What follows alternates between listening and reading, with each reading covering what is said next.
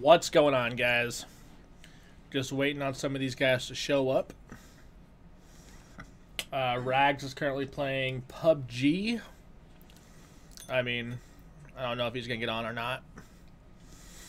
Let's see. I don't see Rambo on. I think he said he was going to be on. Shane is going to get food, but he should be back. So, what's going on? Fuck you, Storm. Damn, Storm, you getting hate before you even get to see it. What? Geekish Gamer Show, welcome. I got my GED! Last. Storm is Black Lives Matter. He is. He is. You know, poor guy. I love it. You guys are awesome. Yo, Storm, you saw that. He, like, said, fuck you, like, before you even came in here, right? Right? Since 2016. Fuck yeah, Richie Taco. I'm just trying to, figure out who we're going to be able to bring in. One into ours, Storm. Jesus.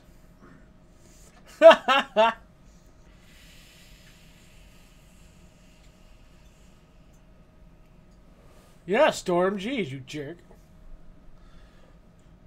Yeah, you guys, get on Twitter and tell Rambo to hurry his ass up that I am here before everybody else. That's not normal. Usually, these guys are ready before I am. Like, seriously, these guys are literally, like, here before me 9 times out of 10.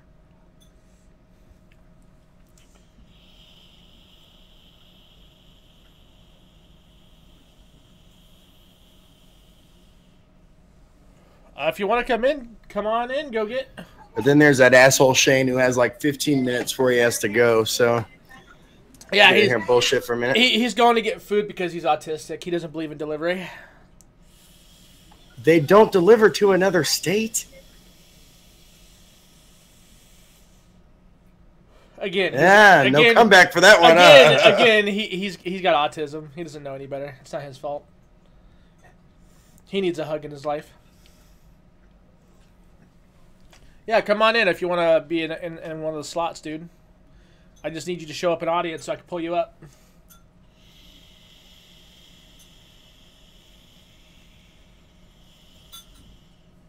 25,000 plus. What is he talking about? Population? Yeah, but that's nothing compared to the actual sales numbers.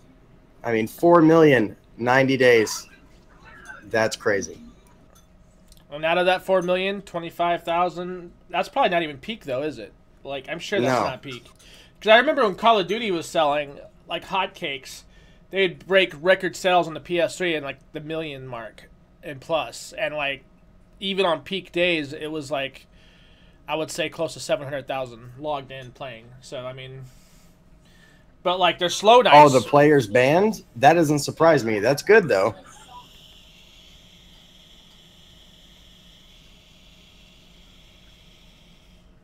No shit. That's how many people got banned?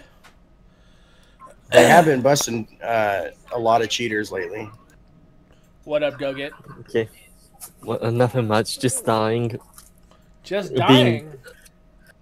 Yeah, I worked on something all day and it just crashed right before, you know, this happened. The podcast happened. So I'm sitting here slowly dying inside because of all the time I wasted. Well, like I said, he's playing PUBG right now, you guys, so I don't know if he's going to come in. If he's playing PUBG, then it's pretty safe to say he's not going to want to do the cast tonight. All I've been doing is playing that game. I put 10 hours into it in the last day. I mean, I've no life the shit out of it. Well, like, I would understand, like, because he was, like, saying, like, how, you know, nights really suck to, you know, do podcasts, even though, like, we all agreed on it. And then he's like, well, I work and my schedule doesn't allow it. And I'm like, okay, cool. You know, I'm not going to push him on it. And, well, now he's gaming, and that's cool, too. Whatever. I'm not going to push him.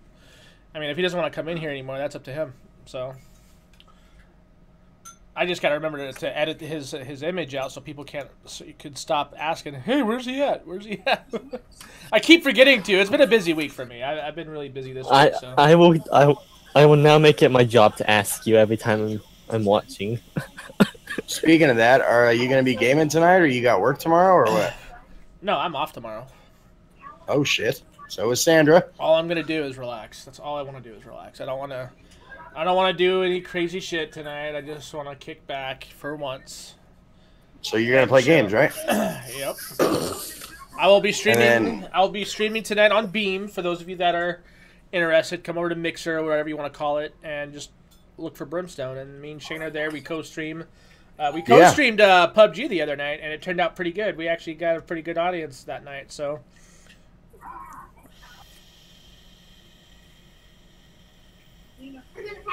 And then hopefully sometime this week I can meet up, or this weekend I can meet up with you and give you that graphics card. Oh yeah, so he's hooking it up. He's saving me a ton of money. I appreciate it. It's a 4 gig card. Hell yeah. Yeah, R9290 Strix edition. That's even better, really? I didn't know you had a Strix edition. Yeah, well, it's the Tri-Fan, or the Tri-X edition from Sapphire. It's the same thing, though. The card is massive. Don't worry, my Fractal can handle it. She's got a big ass. What's up, Rambo? What's going on, man? You alright? Yeah. What's going on, dude? I was just playing Crash. So. Oh yeah, how is it? Is it good? It's Crash, obviously. Crash. Yeah, it's Crash. Just a minute. Somebody keeps calling me. I don't know who the hell this is. Yep. With info. You didn't give your number to an audience member, did you? No. No, but I did. No, I'm just kidding. That'd be fucked up, wouldn't it? It'd be funny. He dropped out. He must be taking care of that call. That would be funny. That'd be hilarious. So what's up? What's going on? Nothing. No, not a whole lot here, man. Death. That's what's going on over here. Right. Absolutely. What? He's like, what? So, what have you been playing, Go-Get? Well, currently I'm just playing some, fan-made Undertale battles because I have nothing better to do with my life. And I'm trying to forget that I spent all that time working on something and it ended up You crashing. have nothing better to do? Like, you can't cut yourself or anything? I mean... Look, I may tweet edgy stuff. I may tweet edgy stuff. I'm not that edgy. Oh, alright. That's not what I heard, but alright. Don't accept facts from Sia. He lies. Sweet Halo Storm 3 says, so Rambo, what the hell happened before LMAO? Even your own panel member said those games you listed weren't quality. So, like, what happened? I mean, What? I just want to let you guys know, like, just because we're panel members doesn't mean we always agree on things, so... I just want What games are we talking about? Yeah, I know, that's what I'm wondering. What games are we talking about, Storm? And I mean the other Storm, not the BLM Storm that's in here, the Canadian. Cause... Yes, remember step 1.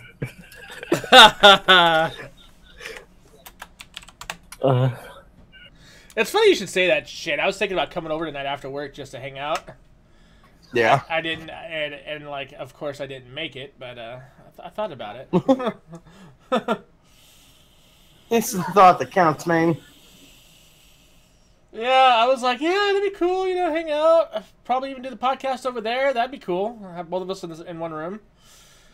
And then I got home, and then I was like, I don't want to go anywhere now.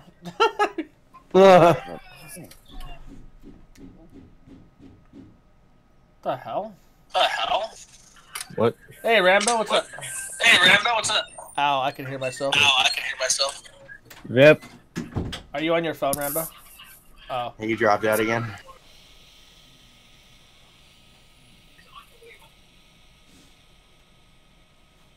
How do?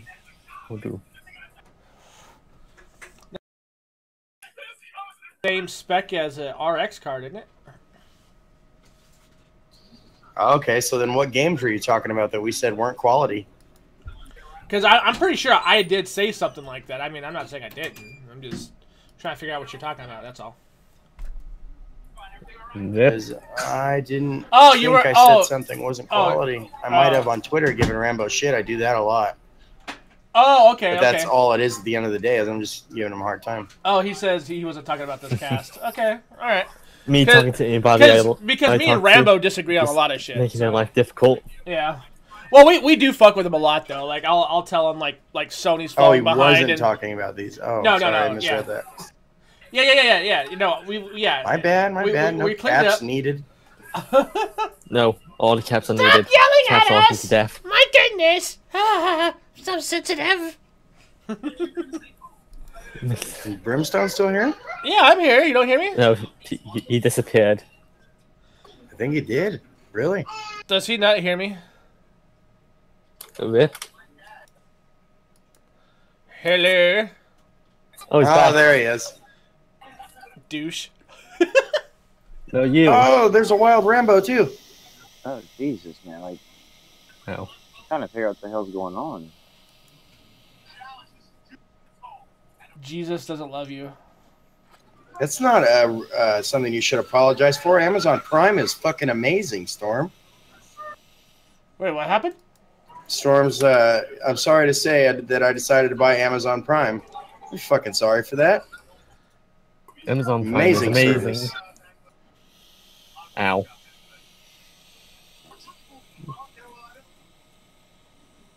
Fuck you, round eye. Fucking rusty panda. See, he said that pretty soon. He has no discipline. I have no discipline. Oh dear God, Halo Storm's in the fucking chat. Is that bad?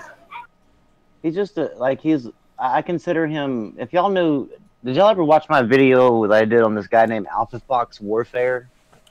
Yeah. Yes. He's kind of like the Xbox version of him. He's like a young kid, like 19 years old, but apparently he knows all about gaming and what's good and what's not. And What? he I was mean, singing. to be fair, that's like half the community. I mean, Well, true, that is true. But he's telling like what's it called? He was saying in the chat on Nancy's podcast about Sony has, you know, like something about like they have no exclusives coming out or whatever. So I was like, they have 17 exclusives coming out from between now and the end of the year. And he's like, yeah. what are they? Can you name them? And I paused it and I stopped the cast and I named them for him. And he's like, he's like, well, don't name shit exclusives. Name the only ones that you're gonna play. And I'm like, well, you're just changing the narrative there. Like now you're having to fit down to like, okay, well, which ones are you gonna play? Like you can't say that they don't have any games like any exclusives coming out, but then like whenever they tell you 17, which is, you know, more than what the Xbox has, then all of a sudden turn around and go, well, now we're not talking about exclusives. We're talking about just the ones that you're gonna play. And then he decided to tell me like, well, half of them are garbage or whatever, and I'm like, that's debatable. I mean, quality is completely subjective. And he said that Forza, and I can't deny that Forza and Crackdown are better than, even if I don't like Forza and Crackdown, mind you. Okay. All right, guys. I'll be back. But that Forza and Crackdown are better than Knack and Nino Kuni and other crap like that. I'm like, that's not right. I'm like, if I have more fun with the 17 games that are on that list than I do with Forza and Crackdown, and those 17 games to me is better to have than Forza and Crackdown. Correct? Yeah. Right. I mean, Yeah. how does that make sense to? That doesn't like that's all completely subjective, and I'm not shitting on Forza and Crackdown, but it just makes no sense that you can't like judge quality just based on dollar amount spent on making the video game. Yeah. Like that doesn't. I don't know. And then he said, well, why are people shitting on Halo Wars 2 the way it looks? or shitting on Halo Wars 2, but then like happy about Nino Kuni 2. He said that looks like complete garbage, but Halo Wars 2. And I was like, they weren't shitting on Halo Wars 2 the way the graphics are. They're shitting on it because it's an RTS game, and that's a very niche like target. I mean, like most people don't play RTS games. And I was like, so you can't compare the two. I mean, like, it wasn't about looks; it was about the whole package. Like, it wasn't really that big of a game to be like all excited about it. Sure, people. I mean, if you like it, cool. But other than that, it just wasn't like a big thing. And he was like, "Well, no, it's I was just like he has some sort of like Xbox up his ass or something. I don't know. I guess with the name Halo Storm, that's really not too surprising. Now niche is fanboy excuse. Okay, how many people play RTS even on PC out of the PC gamers? Would it not? But I know, but would it not be considered a niche? Would RTS really not be considered niche even on the PC? Hey guys, I'll be right back. I gotta do something. I'm sorry. If you want, you can bring him in here and talk, Rambo. We tried that before. Oh, oops. All right. Keep it going. I'll be right back. Go get you play on PC. Wouldn't you consider RTS? I mean, I know there's quite a bit of people that play it, but out of the whole big gamut of PC gaming, wouldn't RTS be the niche? To be completely honest, I don't know. I don't play any RTS games, really. But that's more because I prefer first-person shooter type games like Call of Duty and stuff like that.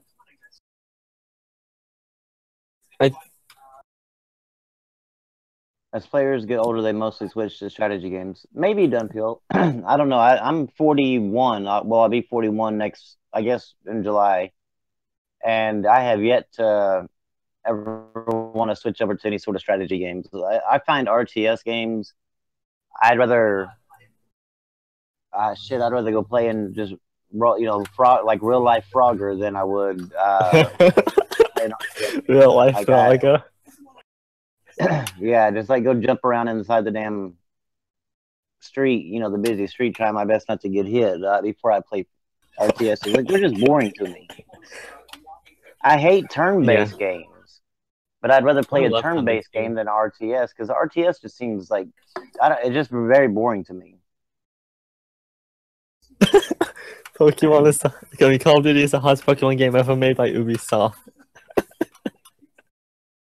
I like Ubisoft games though, but I understand the reason why PC gamers don't care for them so much, but I mean I know a lot of console gamers they like them more than I guess the PC gamers do. I like some Ubisoft games. Uh-oh.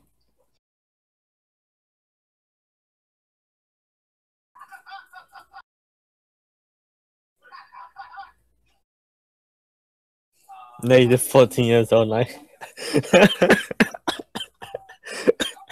Storm, please. Oh Lord, Storm. Oh, let me get back into this stupid chat so I can see what the hell you can't make. Yeah, well, yeah, I guess like literally.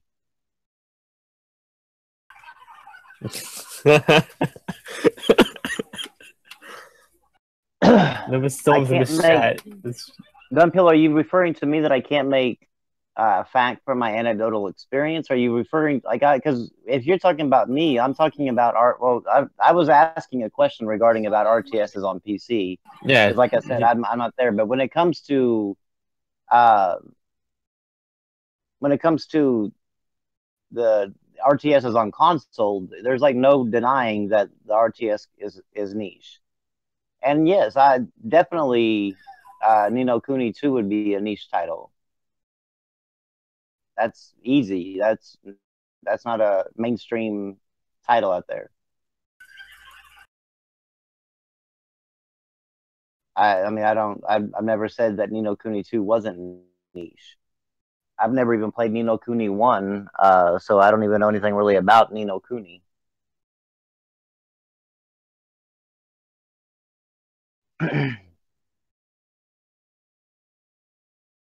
Oh shit, man! If Ubisoft makes a Pokemon game, I'm staying the fuck away from that.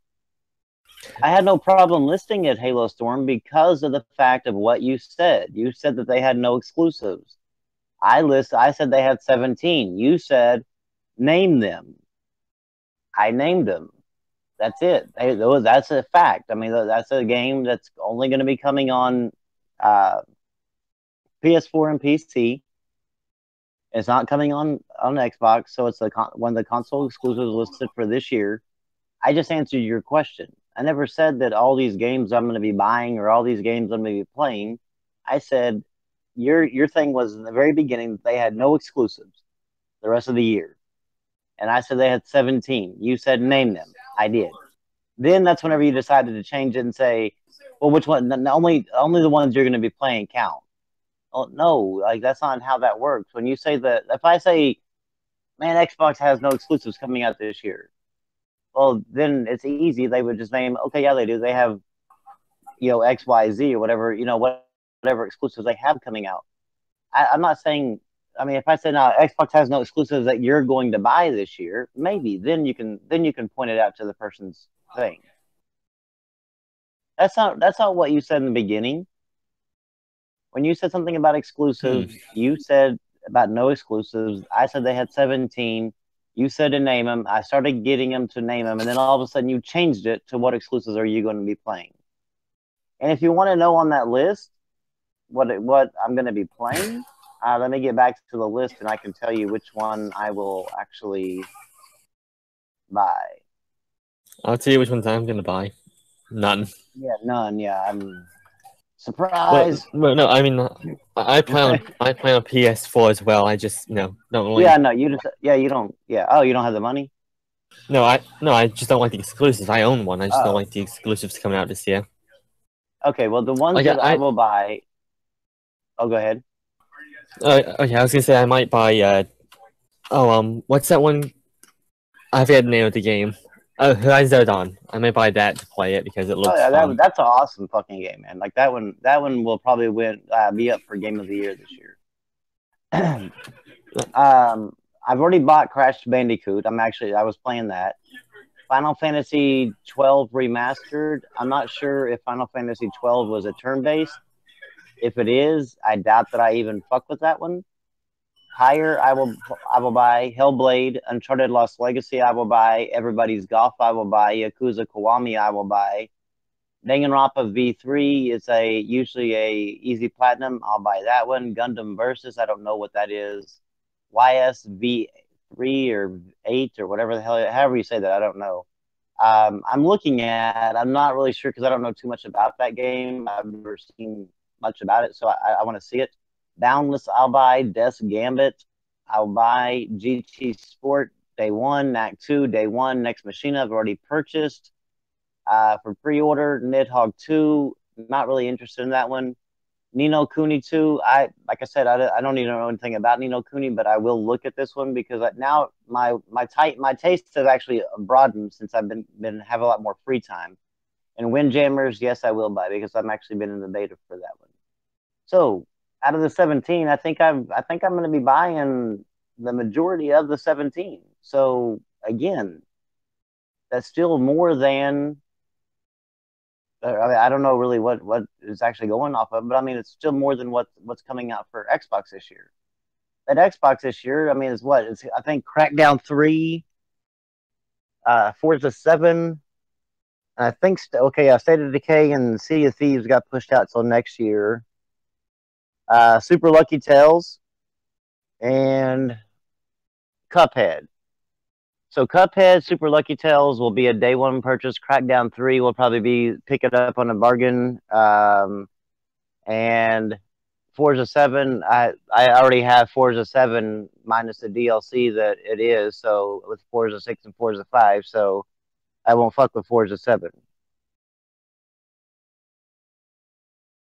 All right, I'm back. Where's Go Get? Did he leave? I don't know. Is it just me in here? I didn't hear anybody drop out. Oh No, yeah, oh no, he's there. Halo PlayerUnknown Battlegrounds. I'm gonna buy it on Xbox, but that's not a full-on exclusive. That's a console launch exclusive. So I'll buy it on Xbox just to play with my boys here. But other than that, I mean, it'll be a PlayStation 4 game that I play. It has no. I have no interest in playing multiplayer titles unless I'm playing with like Brim and Shaner as far as on multiplayer on Xbox. I don't really have a whole lot of friends on Xbox that I play online with. But Halo Storm, I mean, if you want to come in here, you have the link to come in here, right? You've been in here before. I know you have. Yeah, Halo, as of right now, there's Storm Spark. Come on in. You can come in. You guys know I don't mind if our audience comes in. I like to leave it limited because I don't want to have like 13 people in here screaming at each other. Yeah, we can't have a SpongeBob thing going on, but Halo Storm, that's the thing is like with Crash, we don't know for a fact that it's actually a console launch exclusive. Like honestly, the problem is whenever it comes to Crash is that it's been confirmed to be full-on exclusive. It's been confirmed to be a timed exclusive. PlayStation tweets out only on PlayStation, and so it's like, what is it? Like it does. So nobody actually knows for what it is, and if it actually ends up being a launch exclusive and it comes to Xbox, good. Like I don't care. I mean, I'm not saying anything bad about PlayerUnknown Battlegrounds coming to PlayStation. I'm just saying whenever, like, as far as like me buying it on Xbox, the only reason I would be buying it would be to play with them. The rest of it, like any game coming to PlayStation, I usually just buy on PlayStation because that's where I play. Yeah. Oh, okay, Storm. Yeah, we'll definitely add you up on the PlayerUnknown Battlegrounds. Oh God, yes. Yeah, we're gonna get a large group going in there and fucking around with people. Oh, I plan on trolling the shit out of the server, dude. Halo Storm, that's a difference. So now even Brim and Shayner and everybody can attest to this, is that when it comes to indie games don't do exclusivity. And the reason why they don't is because they're indie. They're looking for as many sales as they possibly can. So what they do is they launch on one console, and then they launch, once they get enough money built up, they launch on the other because it costs money to launch on consoles. Yeah. So it's coming to PS4. It's just a matter of when. And it doesn't. I mean, it's like I said, it's no big deal. It's good that it's coming to all the players because then everybody gets to play it and they get to make a shit ton of money. Like I think, dude, I look at it. Yeah, right. Like I look at it this way. Like I think it's stupid if people get all worked up over shit being locked down to one platform. I think it's kind of stupid to get worked up over it because eventually, if that game doesn't do well enough, they're going to look at other platforms eventually. So I mean, it may not happen right away, but it'll eventually happen. I mean, look at some of those fucking RPGs that Nizsoft brought out back in the PS2 and PlayStation 3 days. Like, almost every single one of those guys are coming to the PC. So it's like, I mean, just be patient. It'll happen. The only ones that won't ever make it to another console are first party. But that's other than that, anything is up for grabs usually, unless like you have like Sony or Microsoft fully funding the publishing. Well, Disgaea used to be first party. Like a long time ago, Disgaea used to be first party and Sony only. But now it's on PC. Right, but they swapped out though. I mean, I think they sold the studio that did this guy out, like made him independent. Halo Storm, let me see. Oh, it's the Game Talk server, dude. It's the yeah. Should I join the podcast? Well, you can come in, Spark, if you want. You know you're always welcome, dude. Oh, here he is. Yeah, oh, got him.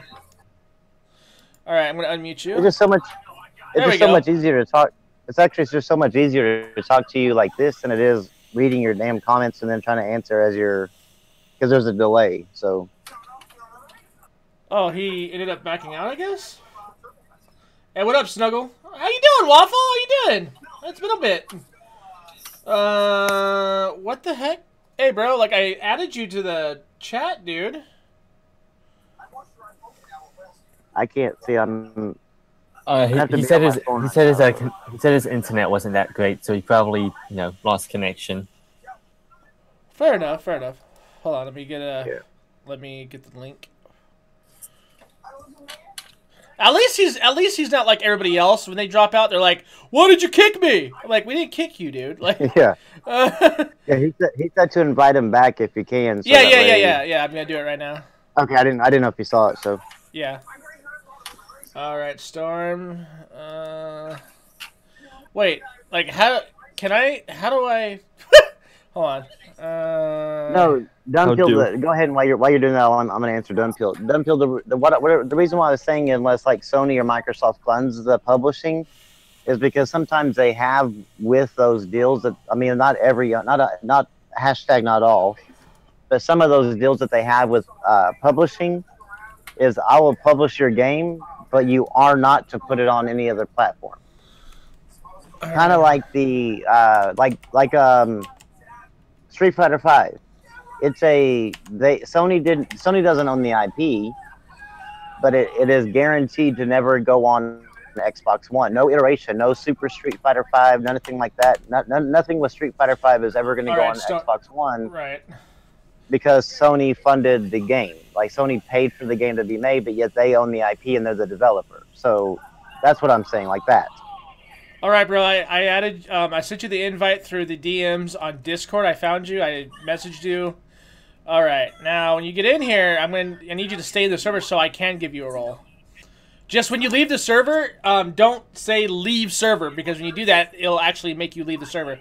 Try clicking another server or something to get out of it when you need to, or just click yourself off or whatever.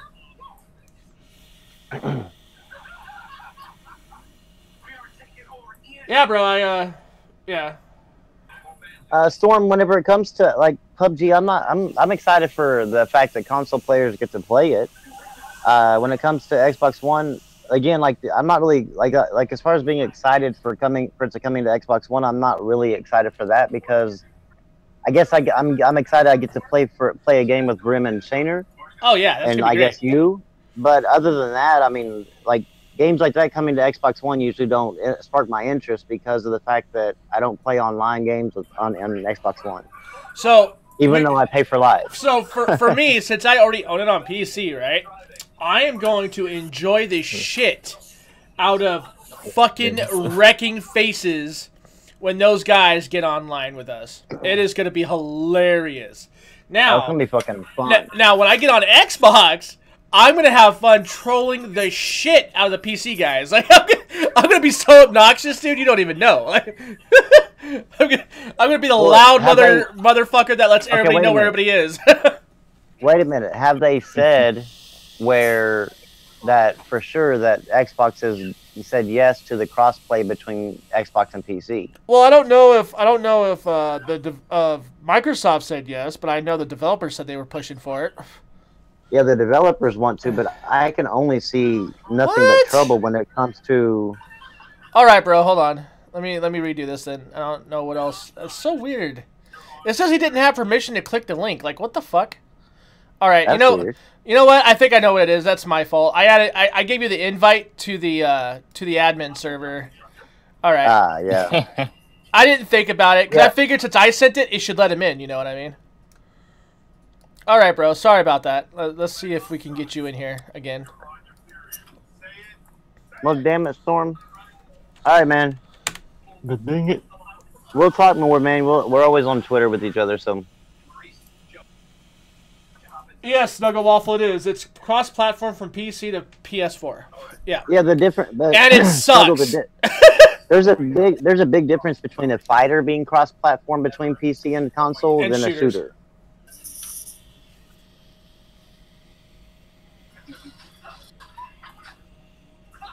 I personally wouldn't want to be on Xbox playing against PC players. All right, I sent it again, Storm. So I hope that helps, bro.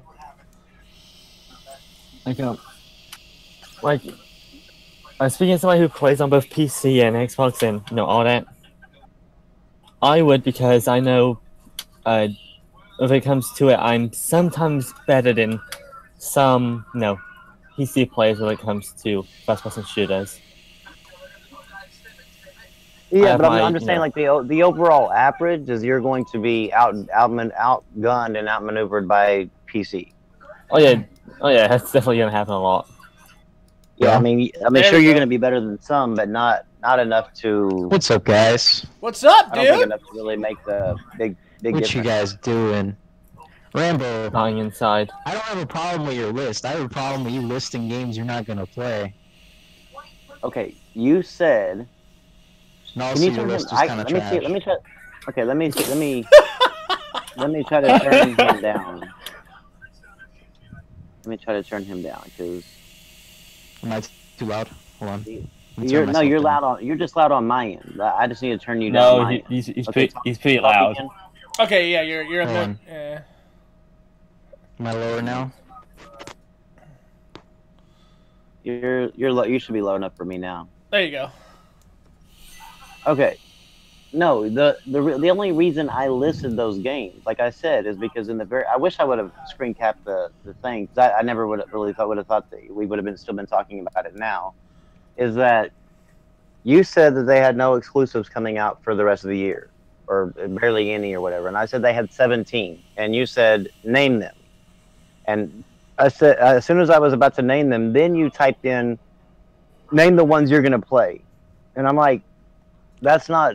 That wasn't what the conversation was about. I'll list you the ones I'm gonna play, but what I'm saying is that when you first say like they have no exclusives, they have very little exclusives, or whatever you said, the main thing, and I said they had 17, and you said name them, then I should be able to name all the exclusives that are coming out, not just the ones I'm gonna play, because that wasn't the stipulations in the beginning. Then you started changing the stipulations to the ones I'm gonna play, and then they were shit. Well, like I said, I'd rather have 17 games that I'm gonna enjoy, whether I'm like the games I'm gonna play on that list, than 2 games that I don't enjoy. Just because the two games might be closer to AAA. Like one, Forza 7's AAA. Crackdown 3, I don't think is quite AAA. But just for that, just on those 2 things, like I'd rather have 15 or 16 whatever AA games that I'm going to enjoy than 2 AAA games that I have no interest at all in. That just makes no sense. Yeah. Like that to me, when you say which one's better, I would say the 15 AA games, because I'm going to be playing and enjoying those. Like that's not better. plus- When you say better, that you wouldn't it's be entirely playing that subjective. game, so that you're kind of confusing me now. Okay, so 'Cause when I asked you, sorry, go ahead. I didn't mean to interrupt you. oh, it's okay. Sorry. When I asked you, you're like, I'm not even gonna buy Ni no Kuni 2, but I'm sure somebody will like that game. Who is? Like, I'm sorry, but that game, I don't know who that's for. For That's RPG lovers like me, I'll probably end up getting it later when it goes on sale or something. Yeah, but- Ni no Kuni. That somebody's told me about it, and they Bro. said, I mean, the way they talked about it, it sounds really good. I'm gonna take a look at it. Like I said, I can't guarantee that I'm gonna buy it, but I'm gonna look at it because I've never played the first one. But I love RPGs. I mean, Yeah, that's a great like if you never played the first one, bro, like you're missing out. If you like RPGs and you never played the first one, you should play it. But if you don't like RPGs, then I can see why you'd say that. no, I love RPGs. That's because that's Oh like, no, that, no, like, no! I was talking about single Halo. play- I was talking about Halo. Oh, Yeah. okay, yeah.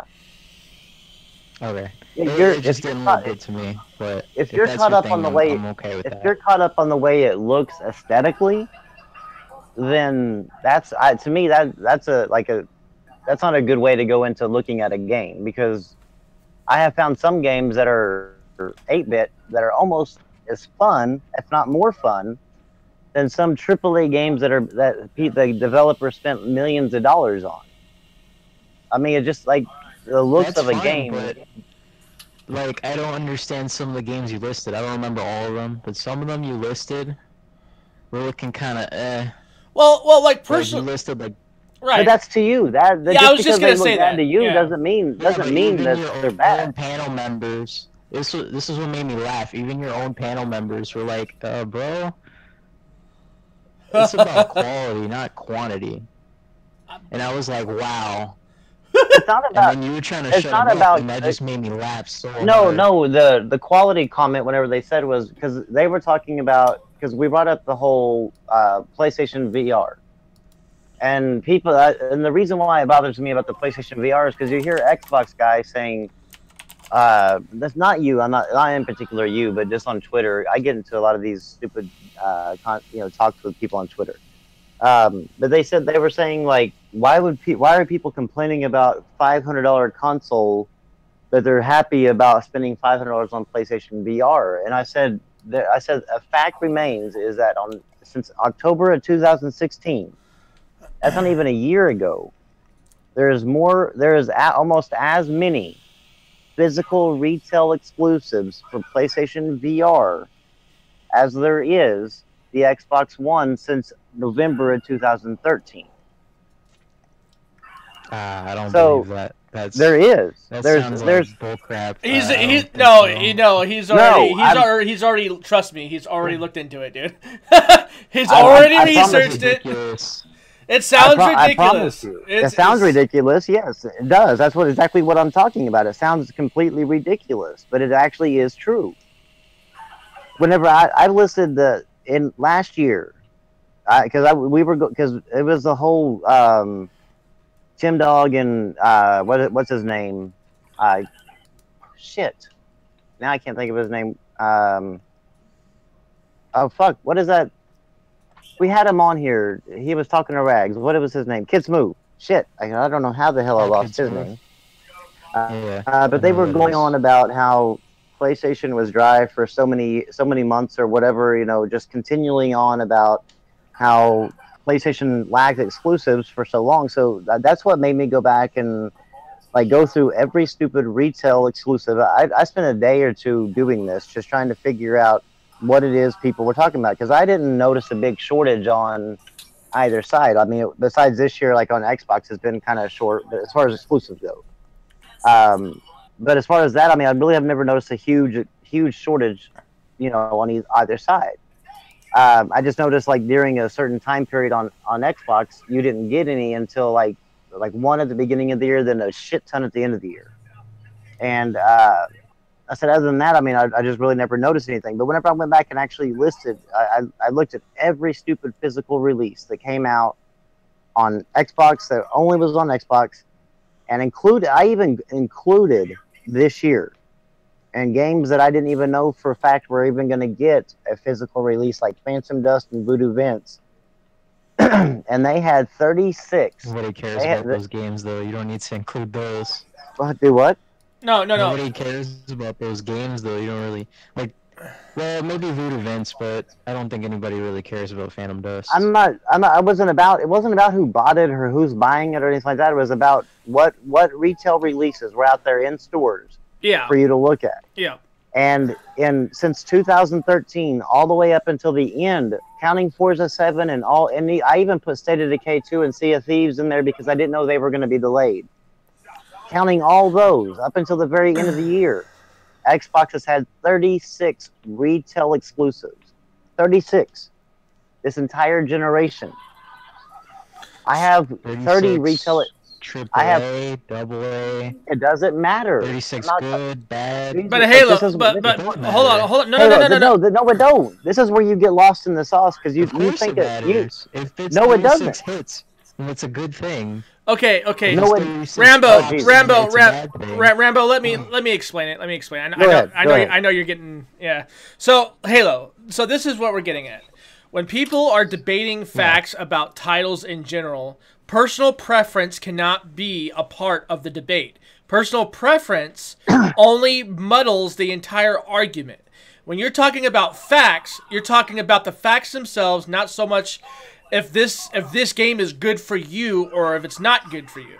We're talking numbers. We're not talking about oh, well, you know, we're obviously going to talk about Halo, bro, because that's a fucking badass game and we love it. No, you can't do that in debate. You can't bring in a personal preference into a debate. You have to bring in facts and facts alone. And that's what he was trying to explain is when you're looking at the stipulations of the argument as a whole, everybody was talking numbers. And that's why he brought up all these games, is because those are part of the debate, not so much his preference.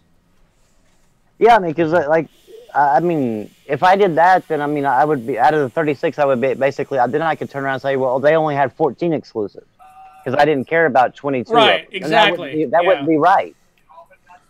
So that's the reason why I'm saying, like, that, no, it wouldn't be fair. Like, listen to me. Any exclusive just because it's an exclusive. Okay, Halo. What? Listen to me for a minute.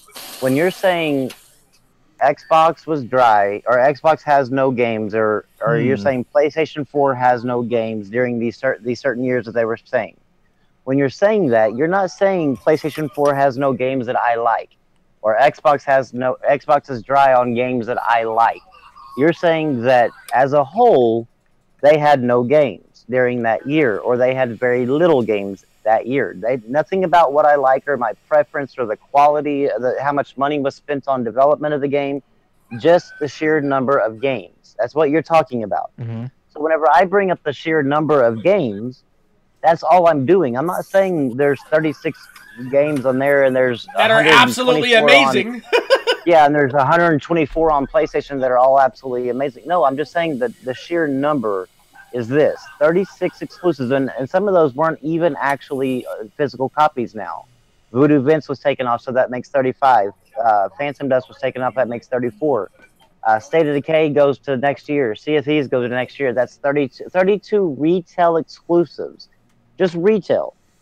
From March of 2000, or October of 2013, November, I think. Yeah, November 2013 till the end of this year, December of 2017. PlayStation 4 VR. Like 8 exclusives a year. Okay, PlayStation VR has. Oh, I have almost 30. I have like 29 retail exclusives in my house for PlayStation VR from October 2016 to June of 2017. That's what I'm saying as far as like how you can justify spending I mean, you don't use the argument saying, how can you justify spending $500 on this but not this? Well, if you're buying it for like me, I'm buying an Xbox One X, Xbox for exclusives. I'm buying a PlayStation VR for VR games. You can't tell me there's not justification whenever I have almost as many games for my PlayStation VR as I do for my Xbox One that's been out for 3 years longer. That's the thing, is like there's a big time justification problem. I don't care. I'm still buying the game, but I'm still buying the console. But what I'm saying is, like, whenever you start having these arguments, people don't realize what they're saying when they have these arguments. They need to word them betterly to where, like, if you want to talk about quality or AAA quality or AA or indie or whatever, yeah, word it to that. I mean, I don't care if a game is an indie game or not. I just care if it has a lot of content and if it's good. That's pretty much it. That's what I'm saying. Yeah, that's when you're talking about preference, though. But I mean, then again, you can never word it to if it's good, because you and I, or even you and Brim, or even you and whoever, is never going to agree 100% on what's good and what's not. And there's no objective fact and this is good, this is bad, because of the fact that it's so. I mean, each game is. If every game was considered, like, would you say? Yeah, obviously you're Halo. Would you say Halo 5 was good? Yeah. Okay. I can't really. So if that was an objective fact, then Halo 5 should have sold at least on par with Call of Duty. I'm not talking about Call of Duty as a whole, but Call of Duty sells on just Xbox One. It doesn't. That's the reason, because there's not everybody on Xbox thinks Halo is good. Yeah, and people think everything. I don't even know if they're like in the same league. To be honest with you, even though I'm a Halo fan. Dude, that's your thought. But some Call of Duty players might disagree with you, and that's okay. That's because when you start having a debate on good or bad, you start getting into debate on just nothing but personal preference, and then it just becomes opinions going back and forth. You never will win, and nobody will ever win. Yep. It's just an argument at that point. It's just an argument of circles, and that's what like this fucking community does. That's why I really don't associate with a lot of these people, because when you try to talk video games with people here, like all they want to do is talk about opinions, and it's like, well, okay, well, it's nice. I mean, I like this game for this reason. You like this game for that reason. As long as you're sharing the conversation instead of having it turned combative, I think that's a great and healthy way of doing things. But when you talk to some of these people, it's like, as soon as you start saying like, "Hey, I like Halo," a lot of people have shit on me because I liked Halo. I'm a Halo nerd myself, man. Like, but people have shit on me over because he likes Halo. Yeah, exactly. It's just like, fun. But like, I've gotten actual shit on and told that my opinions on video games were garbage because I liked Halo. I'm like, what? Like, are you serious? Like, all because I like a certain franchise over others? Like, what the fuck's wrong with you? Like, I mean, everybody should be. There's a lot of people. There's a lot of people like that on both sides. I know Well, yeah, that. I mean, it's the same thing about Uncharted 4. Uncharted is the same way. Like, people, like, to me, I've met several people that just do not like Uncharted. I've never argued with them because that's their, like, reason. But I've seen people call them stupid or irrelevant, or their opinion don't matter anymore because they're confirmed idiots or whatever because they said they didn't like Uncharted. I'm like going, that's just fucking stupid. Yeah. So Uncharted, I could give you a good example with that. Like, you can't really say, like, I don't really care about Uncharted, but you can't really say Uncharted is a bad game, can you? Like, who's gonna say that? The people that think it's a bad game. I mean, it is. I mean, that like a four-letter. To certain people, that Uncharted 4 is a bad game. To certain, like, I mean, that's the reason why I say it's a completely subjective. I'm not gonna mention the three-letter acronym that you know, those guys have actually said that, which is kind of yeah. So, so now that I got a fellow Halo fan in the room, Rambo, you're outnumbered. 343, buddy, what do you think? Fan-made fucking game coming to PC? Yeah. I'm glad they're supporting it. Yeah, so am I. I was fucking. It's about time. It's about time that these developers actually recognize what fan-made games do. Halo, how the fuck are you a fellow Halo fan and you don't know about the fan-made project that's been in the making forever? I've been focused like on Halo Wars 2 like crazy, so you gotta fill me in. Okay, so new Halo game you're talking well, it's not new. It's been around for a while. It's a fan-made, server-supported Halo game, and they've been working on it for a while now. The community has it's made by fellow Halo fans, and 343 the other day on Twitter gave them the green light on going forward and getting it ready to go for everybody to play it. 343 gave them their blessing. Now, I'm not sure if you're familiar with Nintendo stuff, but like Nintendo recently, they said fuck you to the fans when it came to the Metroid game that the community made, and like they took that shit down. So like, they did the same thing with Pokemon too. Yeah, the so Uranium game. Yeah, see, so like that's what I was telling Nintendo on Twitter, like, you guys should learn something from 343. These guys are actually supporting their community. That's fucking great. Yeah, that's one thing I like about 343, like almost more than Bungie, is that they really support the community a lot. Yep. And I didn't know they supported it like that. Like, I had no idea. No, they do. Like, if you play, like, you said you're a huge Halo fan, right? Yep. Like, when you play Halo Online, like, they'll add, like, community-made modes into the actual...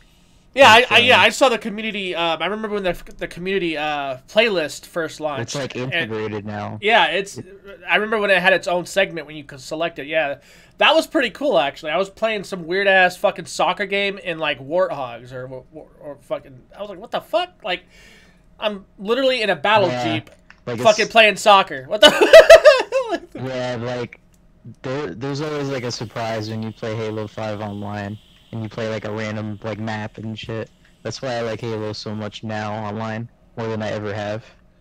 So I heard you like Halo Wars 2. So like, how you liking Halo Wars 2? I like both of them. Yeah, so do I. I got them around the launch week. Yeah. I like Halo Wars 2 a lot. There's a couple of problems I had initially with it, but they seem to be fixing those problems. Like just minor stuff, but I like it. like as a whole, the game is really good. What do you think of Halo? They're adding, like, what do you think of the first game as its definitive edition? Oh, the Halo Wars, the first one. Uh-huh. The first game was really good, but I played through it already, so I never like felt like going back to it. You should play online, dude. That's where the fun's Or at. the original Halo Wars online. Mhm. No, I'd rather play the second one online. I like the second one more. Fair enough. It's more like unique, like with all the leaders that they add. Yeah. They add them like every month. Yeah, we So just it's like we you just always got have one. We got something the to guy do. from ODST, right, or whatever, just recently. No, he's not coming yet. He's coming in a couple months. There's like a new grunt leader too. That's pretty cool. And the two that we just got is Jerome and the Arbiter.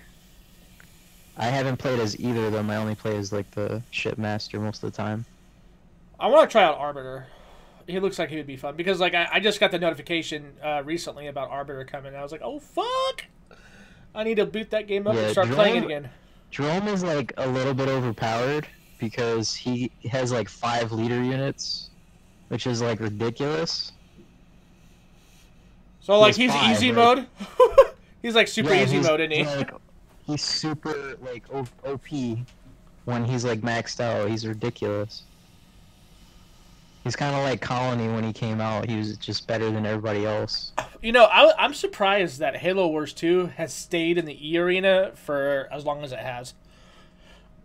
I wasn't expecting it to stick around very long in the E arena, and it's been doing extremely well. In fact, I think it's actually one of the higher, like it's like right up there with the IPLs for StarCraft almost. Like there's a lot of people watching the esports It's for. super competitive. Yeah, there's a lot of people Like- that have you seen some of the teams, dude? There's a fucking ton of teams that registered this time around.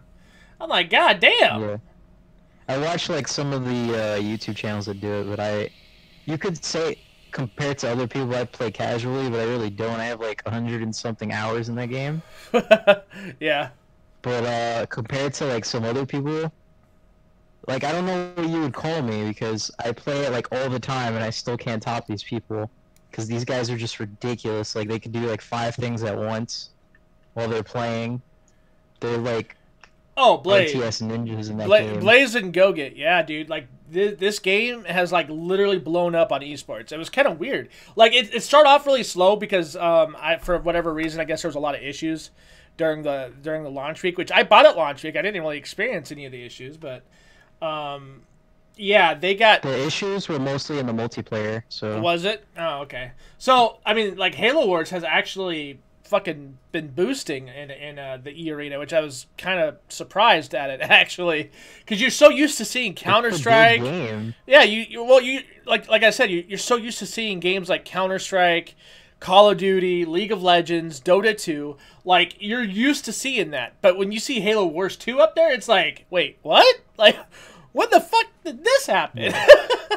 I think every time they add a new leader, it just brings more people into the game to want to play it. Because you have, like, people that like the Arbiter start Halo Wars 2. You got people that read the books and they know about Jerome, so they start playing Halo Wars 2. To Probably see what's up, just and for then him, they yeah. kind of see that they like it. Well, you know, it got a lot of bad reviews when it first launched, but I Nah, think. it got okay reviews. Well, no, I'm saying like just you didn't know- get great. Right. But I mean, the bad reviews it got, it was mainly based around they're saying like subpar graphics, the gameplay wasn't that good. I mean, it got the typical shit that they normally get, and you know, I usually just ignore that shit because I'm just like, whatever, I enjoy it. I'm not gonna bitch about it, especially if I like it. Now, if there was really those issues were that apparent to me, oh yeah, I'd be writing about it. I'd be doing my own review, but. I didn't think I don't think I've seen hardly any of the issues that everybody talked about during the first day it came out. So, I mean, maybe it's because I bought it in like the end of the first week. Maybe I don't know. Well, the game is sometimes pretty glitchy, but it's like glitchy in like a fun way. Like, you ever played a game and like there was a glitch that made the game even more enjoyable? Well, like fucking like I don't know, like That's a really rare thing, oh okay. but it happens sometimes in certain games where like stuff that isn't supposed to happen happens, and it makes like a hilarious moment, or it makes like some interesting thing happen. Like Right, I used to go through one that with time- League. One time my friend was playing as the Arbiter, right? Oh no, it wasn't the Arbiter. He was playing as the Shipmaster, and he used the mass cloaking so many, and all his units became cloaked forever, because he was in like a 1 hour game that just like had no end, which like never happens. So like all his units were completely cloaked, and like there's some other glitches that happen, but none of them are like huge game breaking. Well, see, and glitches. another thing was like people were shitting on the game because they said it was too casual. They said it was too easy, and I'm like, It's not. I don't It's know, one man, of because like the ones I've played. I've played Age of Empires. I own them all. I played all the Warhammer games. I played StarCraft from hell and back. I mean, and these guys were saying that Halo Wars 2 was pretty casualized, and I'm like, okay. I mean, it's made for controls. It's really not. It's made for a controller, so I could see what they were trying to say. But if they ever actually got into the game and played it competitively, like, it's really not as easy as a lot of people think. It's really hard. One thing that I really like that they changed from the first one was the first one you kind of had like a set thing, like you had like a set plan. When you play the second one, it's like you have to think on the spot every single time, and there's like no clear strategy that's the best. Like you just kind of have to figure it out as you go. And I really like that about the second game. That the first game's kind of lacking, because the first game you could do the same thing over and over again, and it would usually work, like the same strategy. But in the second one, for every opponent you face, you're gonna have to use a different strategy, and it depends on how they play. Well, that's why. So that's why, like that's what makes it so unique. Yeah, well, that's like when usually like when RTSs hit the scene like that. That's why they usually have a big fucking following. Like StarCraft 2 and StarCraft 1 had following for fucking years after they came out. And the main thing is like you could watch 30, 40, even 100 different Zerg players and they would all play differently. And that's what made it so interesting. So I mean, I'm just glad to see a game like this. There's a lot of similarities with that. Yeah. I think Halo Wars 2 is a really underrated game. Like, yeah, it is definitely. That's what I don't like about people that like sometimes would say like Xbox didn't have an exclusive in February and they didn't even like look at Halo Wars 2 just because it was an RTS, and they just automatically said, "Oh, that's trash. That's not good." Well, that and that's the kind of thing that you were doing, though, right? Like you were kind of like bringing in your own opinion on some games because you didn't agree with the list. Yeah, exactly. I mean, because you were saying those games are trash. Well, I didn't say the whole genre. I didn't say the whole genre wasn't like notable. Right. Like that. No. But you were saying you were doing something similar. You were discounting some of those exclusives because you thought they were trash or that whatever. It's the same thing as them saying that about Halo Wars 2. That's my opinion, though. But exactly, but that's exactly why they were. Even the dude that was in your panel was like, "Dude, these games are trash that you're listing." And that's he was talking about the PSVR games. That was the whole PSVR games, because I told him the quality is completely subjective. Like I guess in a video, the quality in art is subjective. Yeah. Quality like in beauty is in the eye of the beholder has been in existence for a reason. Yeah. And that's, I mean, I guess you could. I mean, I don't know what objectively you could say as far as quality, as far as video games, because it's all subjective. Because I mean, how many times have you played a video game that the critics overwhelmingly shit on and you love, or how many times have you played a game that the critics overwhelmingly love and you hate it, or you thought was trash? I mean, coming from there, but yeah. All right, that's cool. I mean, that's basically the quality standard that we have to go by. Didn't look good to me when I looked them up. I mean, that's fair. I mean, because not every. That's the reason why they make the games, because not everybody has the same that I would boast about, like. Oh, dude, there's games like even on the Xbox side. I know there's like small games too, but nobody mentions, and I don't really care about either. And I know some people like those games, but. Yo, man, Stardew Valley is love. Stardew Valley is life. That's all I gotta say. I mentioned every game that we know of coming from Xbox and PlayStation. Now, obviously, what about the JRPG online game? Do what? You mentioned that. I What? forgot what it was called. That was the Xbox multiplat thing. has. Was that a multiplat? Okay. Yeah, No, I the one thought they that showed was it. a The one they showed it. The one Japanese they showed at game. E3. Yeah. No, there's Yeah, that's a multiple ones though. multiplat. There's more than one. Yeah, they were all multiplats. If you Okay, notice, they at sure? E3 they only had seven games that they when they talked about them or showed the trailer. Right before the trailer, in the middle screen, it popped up and said Xbox One, Windows 10 exclusive.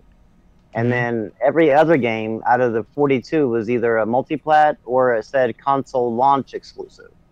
So out of the 22 exclusives that he said that he had, 7 of them were actual exclusive, and I guess what was that 15? 15 of them are console launch exclusives. Which Nice. what he said is that he didn't pay like this one. There's no money that was exchanged hands to keep it a timed exclusive. So it's entirely up to each developer on these games that are coming when they decide that, like kind of like with Cliffy B and Lawbreakers, how it's Yeah, a console like, launch exclusive it for could be or PlayStation, it, but it might not be an exclusive, basically. right. So chances are, with like if you look at them, like most of those games that they shown were indies, like the console launch exclusives were all indies, and indies Mhm. are by nature, especially if Sony or Microsoft didn't pay for them. By nature, going to go on as many platforms as possible. They would go on the phone if they possibly could, just simply because the more people that touch their game, the more money they can make. So most indie games, indie exclusives, don't stay exclusive for long. I mean, just because of the fact of how much they want to make as much money as possible. Which is, I mean, it doesn't like that part does. I don't get caught up in all that. I just get caught up, like the only thing that I really focus on when I'm looking at, like, say, Xbox and PlayStation, I don't only look at them as a comparison. I look at them as like how many games am I going to get to buy for my Xbox this year, because I only play exclusives on there. So like I don't care about, like, if it's a timed exclusive, unless it's just like a happen chance that, like, it's a PUBG game. I'm not gonna buy it on Xbox. I'm gonna wait for the time part to whenever they decide to go over to PlayStation, because that's where I play most of my games at. Yeah. So to me, that Well, whenever I look at their I think exclusives, I look at which ones can I like, the only get on really this platform. big exclusives matter that much. Like the smaller ones that they have, like a lot of them, like no one really cares about. But see, Like, that's I'm an me. I Xbox do. fan, but I'll keep it real. Like, I'm not buying that freaking paper one. What was that called? The dude with the The paper? guitar that was on stage. I'm was not like- sure about it. He looked like he was made out of paper in the video, if you remember. I forgot what that game was called though. But it looked really I can't corny. remember. I know which one you're talking about, but I can't remember the name of it. But like Super Lucky Tales, that's gonna be like a day one for me. That I love platformers. That one and is that one isn't a timed. I think that one's a full. no, that one's an actual full-on exclusive. Yeah, that was one of the 7. Yeah. Okay. It was basically 5 that we knew about: Cuphead, Crackdown 3, State of Decay, Sea of Thieves. Well, did you hear One about the developers of Battlegrounds? They said that it won't be on PS4 for like pretty long time, if at all. No, it'll be on there. Just simply, I mean, like, if okay, let me ask you this: you're an independent person, right?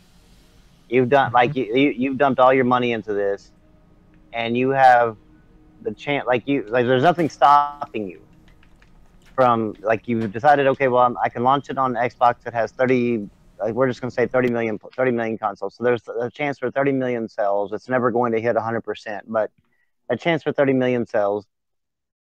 Am I just going to say, like, fuck it, I don't even care about even ever worrying about getting another 60 million sales? Or are you going to say, no, I want those 60 million, at least part of that 60 million, that as much as I can? It'll eventually come there, just depending on a matter of when. I mean, no independent person is just going to walk away from money. The reason why it would take so long is because they have to develop the PS4 version, and usually that doesn't really take that long.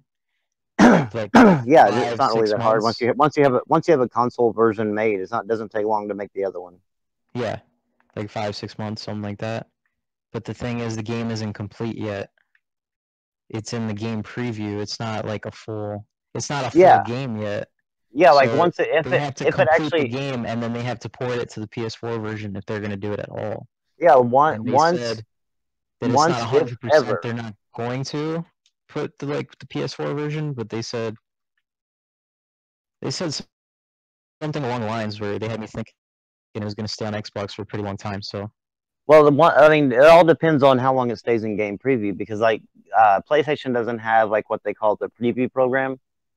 So like their determination, if you put your game on our platform, it has to be a full game.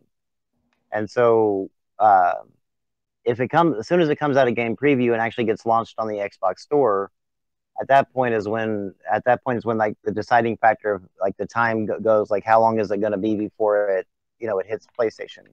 And it will eventually hit PlayStation if it comes out of game preview. Now, the reason why I say if it comes out of game preview is because Brim and I know there's games right now that's been in game preview, not on Xbox, but just in general, for longer than the Xbox One and PS4 has even been around. Dude, like you're not kidding. Like there are so many games that are like that. It is fucking ridiculous. There were games that were approved. Well, no, like some of these games, like you were saying, like how some of these games look so basic. There are games like that have been like in this habitual lifespan of fucking forever early access, like longer than the PS4, the Xbox has been around. I feel like Battlegrounds is gonna be one of those games because they're just gonna keep adding stuff to it. I don't think I said that, dude, and I got fucking torn to pieces in my comment section. Why?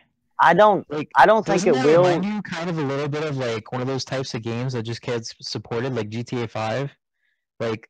Well, no, wait. Okay, here's a difference. Like it can't stay in game preview or early access or whatever if it's going to be like supported like GTA Online is, like to where they just give little updates here and there.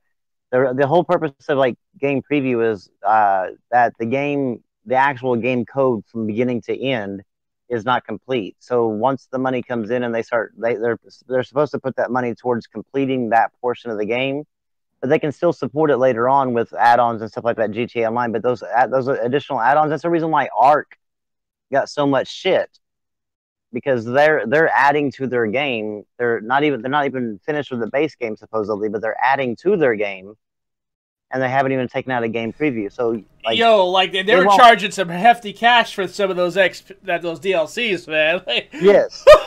Yeah, so I mean, I see it.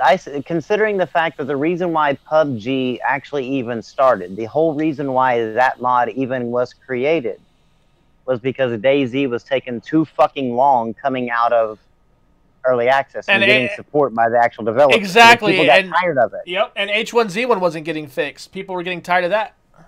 Yeah, no, wait. H1Z1 is the one that came out for not DayZ. The mod came off for H1Z1, right? If I remember, I know correctly, it was one of those two. It was one of those two, H1Z1 or DayZ. But the game was staying in early access for too long, and that this guy that created the PlayerUnknown Battlegrounds was getting so tired of it not being supported and never coming out of early access that he created this mod, and people just started playing it and got more popular, and then he decided to turn it into a game. So I can almost guarantee you that this guy is not going to make the same mistake that DayZ or H1Z1 has made. Right. So it will come out of game preview because he doesn't. That's one of the reasons why the fucking mod was even. This game was even born. Right. Well, I kind of see why it would come out of game preview because not everybody has it. Right. So I mean, not like. Point. Because there's a lot of people, like a majority of gamers, whether they're on PC or even on Xbox. And I would probably say even more so on Xbox than on PC, but the majority won't buy an early access game because of the fact that you don't know what you're getting. You're paying this money up front. Granted, it's a little bit cheaper than the final price, but there's a lot of unknowns to it, and they've seen a lot of horror stories like Ark, like a game called Towns, like H1Z1, Towns. Like there's a lot of horror stories with early access games. So the amount of support the games get in that early access is very minimal compared to what it would be if it was launched complete on the store. So that's the reason why there's but I don't think that would be an issue, just because of the good publicity that game is getting. I realize what you're. I mean, you might not have been around and realized it, but DayZ and H1Z1 both got the same props and praises. Dude, they were thank- advertised like a fucking billion, dude. Like they made a shit ton of money, and they never put as much money into the game as they were making. Like they could have easily Yes, I mean, been working on it, but Sony said fuck off to that. I was like, oh well, that's lovely. Sony. Wait a minute. Sony said, "Fuck off." What are you talking about? Sony said. It's a DayZ. Or was No, it not H1Z1? DayZ. No, yeah, H1Z1. H1Z1 was originally a Sony Online Entertainment game, and then as soon as it became popular, they cut ties and sold off their Well, no, Sony Online they cut ties- Entertainment. Yeah, they cut ties with that whole brand because of the fact that that whole brand wasn't making that much money. But dude, H1Z1 was becoming a hit. That's the thing. They were making money, but their thing is they had a Kickstarter for EverQuest Next that they were telling people all this entire time. Oh yeah, we're bringing it. And then they launched PlanetSide 2, and they're like, oh yeah, we're gonna fix it. And then they dropped fucking what was it? Another MMO that where you could capture dragons and shit. Right, And but these were the developers, not Sony. Sony was just funding on this part of the fund. Sony was just funding the publication of it. Right, but like here's the thing: as a publisher, you could give a green light or a red light on other projects, and they kept saying I think yes. That's the reason why. I think that's the reason why they cut ties with it is because these games were really behind H1Z1 for a while, and then I think they realized that the people that ran H1Z1 weren't doing it properly, and so I think they kind of like how Microsoft cut ties with Scalebound and stuff. Like they just kind of even though they've dumped a lot of money into it and dumped a lot of hype into it, they just cut it because eventually at the end, I mean, it's easier to erase your name from it than to try to fix the shit that person caused. But here's the thing, Rem. I mean, come on, you can't be using Scalebound as an example because let's face it, we know what happened there. I'm not using. Okay. I'm not using it as an example as far as 1-to-1. I'm just saying as far as getting your name away from the problem because Sony couldn't do anything about the fact that the H1Z1 developers were fucking people over, and so the only way to fix it would either Sony to be dump money into it and hope that they would actually take that money and do what they were supposed to, or cut ties. And it wasn't just H1Z1 in that area. I mean, DCO Online, a bunch of games in that area where they were basically the publisher, but they didn't have any really in the final say in it. So I think that the reason why they cut ties with that is because they wanted to get their name away from that, and that was an area where they were losing money. And I'm glad they actually did, for the simple fact is that they actually did what they needed to do instead of trying to hang on to projects that were just going to be costing them money over and over again. I think it made the PlayStation business a stronger business in the end, or Sony actually altogether, because now they're actually turning profits. I mean, it wasn't just because of that, obviously. It's obviously because they've cut shit from their phones and everything else. But I'm glad if they finally took the necessary steps they needed to do to actually get their business ran right. Yeah. Because whoever's been running their business for the past, if they're just dumping their money down the toilet with that game, then it's understandable why they would. Well, yeah, they were stop dumping. funding it. Well, they were putting money into. I don't think they were putting so much money. They were putting more money into the commercials and shit for it. Where the money was going was everybody that was buying into this game on PC. These people made millions of dollars selling this early access game, but then they made. I mean, we're just gonna say for shits and giggles, for numbers, they sold them, they made $1 million, but they might have put it back in 100,000. Yeah, that's what happened with fucking EverQuest Next, and then they tried to break that into two different fucking things. So that's the reason why early access is really a hard sell for people. It's a really shaky foundation because early access doesn't guarantee you anything. In fact, that gives developers more freedoms and more reasons not to finish their fucking game. It's the ultimate fucking pre-order. Yeah, yeah, You exactly. think it should be like a trial thing then, instead of? I think you it. have to I pay think it for should be a trial to where you get to try it for a Yeah, little while, but you don't actually buy it. like a beta. Yeah, Be because like a to me, beta. like, but now, like, the one good thing about PUBG though is like this guy created this because of one of these bad experiences with early access. So that's the reason why I think that he will have more motivation to bring it out of early access as quickly as possible. Because he'll be able to sell more copies that way. And he's already sold what, like 3 million or 4 million on PC in early access. Yeah. Yeah. So could you imagine what he'd be able to do once it came out on the full fledged? So, like Like on consoles. he has Yeah. he has a gold mine waiting for him just as soon as it comes out of I early think access. that's more of a PC game though. I think you got the expectations a little bit too high. Some games do better on PC, some games don't. But I feel Yeah, like but that is one of the types of games that PC gamers flock to more than console gamers. True, but I mean, I'm hoping that the console gamers support it the same way PC gamers did. Even though like you said, the graphics aren't like the greatest. Yeah. It's just It the was fun. okay. It's just like as far as the experience, it's just the overall experience. And I think that if console players can actually support it the way PC gamers did, and that's a game they could go on forever. I mean, just jump on, have some mindless fun for a couple of hours, jump off, and jump back on later and do it. It sounds like a lot of fun to be able just to have that type of game around where you don't like, because like games like Evolve and stuff It's like like where up to 100 people, right? yeah, it's up to 100 people on one island. Yeah, so Yeah, that's pretty cool. if you can get like I would like to see it to where like on console, like next year at this time, say if it launches in October of next year, you can still jump on there and find a match of 100 people very easily. You know, that's what I want to see Well, on I think console. you probably will. I Remember? don't think it'll be dead on consoles. I just don't think it'll Remember? sell like 3 million. Does anybody remember when Xbox H1Z1 like was like rumored to come to console and everybody was like hyping that shit up and then like nothing? Oh God, yeah. Yeah. Like it just Yeah, died. It supposed just to- disappeared. It was supposed to launch first on what's it called? Launch first on PlayStation, and then it was going to go multi-platform, and then you had They pulled the plug or Xbox. something, right? Xbox brought DayZ to their thing that was going to go in early access, and it never even made it to early access in their thing. Yeah, it Like didn't, DayZ it didn't and- even make it to the store, dude.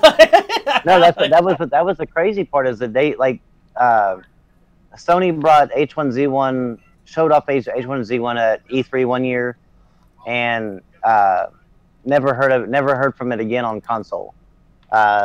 Microsoft brought DayZ to one of their E3s and said it was going to launch like later that year in early access, and it never was to be heard from again on console either. So both of those games are like, if they even I thought I launched saw today, DayZ in the store. I would stay Maybe I'm away from crazy. I think I'm thinking of another game though. yeah, What's that yeah. game that's like Minecraft with zombies? Is that DayZ or no? No, I think I know what No, you're that's talking 7 about. Days to Die. 7 Days I think to you're talking Die, about 7 Days to Die. Okay, never mind. That's the one. Never mind. I thought, Yeah, I just thought that Day- was the one you were talking about. No, DayZ and H1Z1 just have like a huge bad stigma to them. So Oh, DayZ is like one of the most hated survival PvP games ever. Like nobody wants to touch that shit. and isn't DayZ DayZ is like the pretty version of H1Z1, right? Or is it the opposite? It's the opposite. Yeah, H1Z1 Okay, yeah, is a H1 beautiful looking game. Yeah. Yeah, H1Z1's beautiful looking. DayZ is a better game, but yet shittier looking.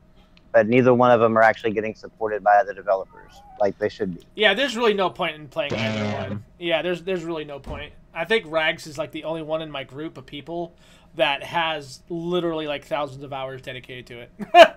He's played Yeah, that game a you lot. You can definitely not say that he has not tried. You're right. He has tried. Yeah, he's done his best on that. Yeah. Man, so is there anything? I don't know. Is there anything worth talking about right now? Like anything big coming Makes out? me think. Anything big? There's that new sale, which is pretty amazing. It's The like what? 300 games on sale. Oh yeah, Is it- yeah. Oh yeah, I picked some shit up The last night on super that. sale. Yeah, I picked up. Yeah, I literally just bought The Witcher 3 today. Oh, I hope you like it. From what I understand, it's a really good game. I probably will, but I heard it's like slow in the beginning. Yeah, it's one of those, like, if the story doesn't get you for the first, like, 5 minutes, you probably won't play it again. What game is that? Oh, okay. The Witcher 3. Oh yeah. You have to really be invested into the storyline in order to really enjoy that game for what it has to offer. And there's a lot of good shit about it that I've heard about. So, I mean, I even like Dragon Age Inquisition, and I thought that shit was going to bore me. I did not like that game. did I bore tried me. it. It was my first Dragon Age game, and I hated it from like the first 20 minutes. Me too. Like, I'm like, this story makes no sense. I don't even know these characters' names. Yeah, I think They there didn't was. do any explaining. You might need to actually have played all the other Dragon Ages to quite get an understanding. I'm not really sure for 100% on that, but it felt like that something was missing when I played it. Like some backstory, like to where I could understand what the hell's even going on, and Yeah. it felt like that I was lost since I didn't play the previous one. It felt really like shallow to me. That's fair. That's a fair thing, because I know the first game, it had a little bit more explanation, and it kind of told you like what was going on and stuff. And even what's his face? Let's see. Restless Rajik says Origins is better. So you might actually like that one if you like something with deep I storytelling. actually have that one, but I haven't even booted it up. You should. Like, I have it on my Xbox, but I haven't even. Oh, dude, you should totally started. try I think it. it was free with gold or something. Yeah, I got that deal too. Yeah, I suggest you try it then. It's pretty damn Maybe good. I should. I didn't really like the gameplay of it. I thought it was gonna be like an action game, like a normal action game, but it was like, I guess turn-based or something. Not turn-based, but like, it has that weird like thing to it. I don't know how to explain it. But it wasn't quite like what I expected to play, so that's why I didn't really like it. Yeah. It's kind of like Knights of the Old Republic. That's what it kind of was that I can compare it to. I look pregnant, Nettie. Oh yes. Anybody playing? Player. I'm not playing right now, I'm judging Hekwan, but you. I do play. I'm judging you, don't judge me. Aquarius. I have no food. What I'm game? judging you. Oh, they were asking if any of us were playing Player Unknown Battleground. I almost said that shit backwards. And I said I do. Battlegrounds? Yeah, right. So like, yeah, I play it, but I don't play it by myself because I would get mad. I would get angry. I'm not gonna lie. It's really not to me. It's really not a game that you'd want to play by yourself. To It me, seems like a game you would want to play with friends. yeah. Yeah, it is a lot of fun when you with you and your boys roll up in a server. That shit is hilarious. Especially if you have like 100 friends, that should be crazy. That'd be well, really fun. You think we have The only 100 problem with fans? consoles- The only problem with consoles is that they don't allow like 100 people to jump in on one thing. So Yeah, but if you really needed to, you could use Discord, so it's all good. yeah, true. Discord is pretty great. I can't so. But I don't think Discord can handle 100 people talking at once. Actually, I don't think Discord It can can. do that. It but goes above can, that. but it's- yeah, and but it just gets like Yeah. fucking like SpongeBob-y. It just Oh. seems unnecessary. Okay. So during like the very beginning of this Discord server, we had probably over 100 in one of the chats with no problem. Like literally, like it was. Oh, okay. It was dude. It was insane. We tried to talk, and we were just being drowned out. There was just no fucking sense in it whatsoever. But yeah, it's possible. That's cool. Yeah, it's possible.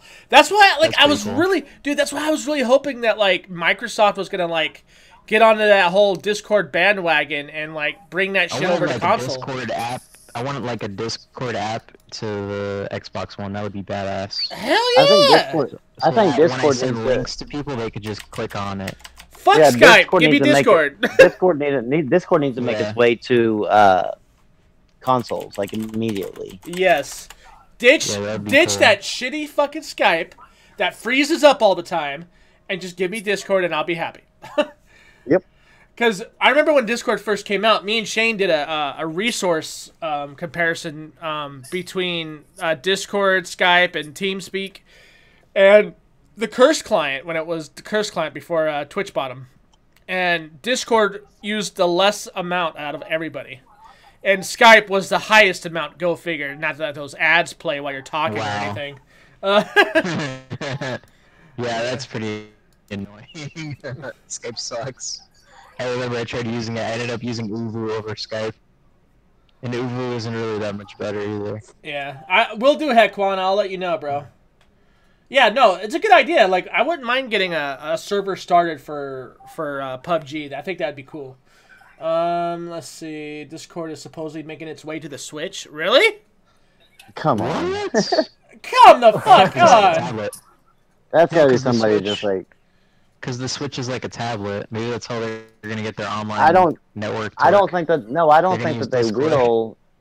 I don't think they will because like that would negate their like they would be putting something on there that would negate the reasoning for them for people to pay $20. No, because they I'm still not- have to pay to play online. Well, no, I mean, I don't know. I like. Well, yeah, I get. I mean, depending on how People could depending use on how Discord Microsoft does it. anyway. Depending on how Like, they depending could on how literally use it anyway.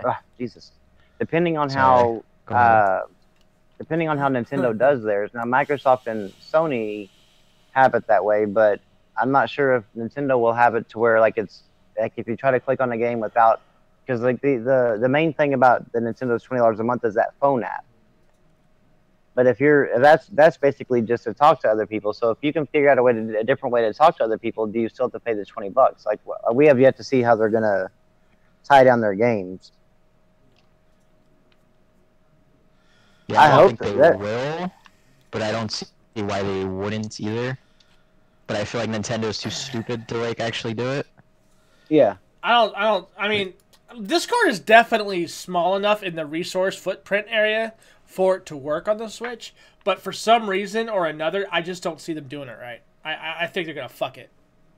Yeah. They're gonna make like a Nintendo version of it. It's Uh-huh. gonna suck. And it'll be the baby it'll be like the baby version of Discord where It's gonna nobody have wants like a to use little it. baby Mario on it instead. Yoshi loading screens and shit. Yeah. And what will be sad is that if it actually does and Nintendo does their own version, like does their own modifications to Discord, that will be a lot of people's first introduction to Discord. And so whenever you try to tell them to actually get into Discord, they'll be like, no, because like to them it'll be shit. But it actually is, Nintendo being shit, not. Discord. Oh, Trism. Discord is gonna get all the features that Skype has. Everything with screen sharing all the way to video feed. So that's coming like sometime next year though. So I'm waiting for it. I can't wait. So real quick, me and Shane a while back, and this is when we were messing around with the Curse client. The video feed, Rambo, from that thing is so fucking clear, dude. Like, it shits all over the Skype app. Like, it literally shits on Skype. Really? Yeah, Oh, nice. like, the video quality of my camera, I didn't even know could do that. My C920, That's nice. dude, my C920 was so fucking clear, it was ridiculous. So, and the Curse client uses the same codec as Discord. And so Discord's going to be getting the similar features soon, so I can't wait. That's pretty cool. I hope they keep making Discord like better and better. I want to be able to personalize like my server. Like there's ways and tricks that you can do it, but it's kind of like complicated. You could do your own, So I want if you them pay for it, Make if you it like, simple. I'm looking at possibly paying for it, so that way people on my server can have their own like icons and shit. Like you can have your own like little live PNG or whatever the fuck it is, GIF. You can have custom wallpapers in the server itself, so that way nobody has to stare at the Discord logo all the time. That's pretty cool. Yeah.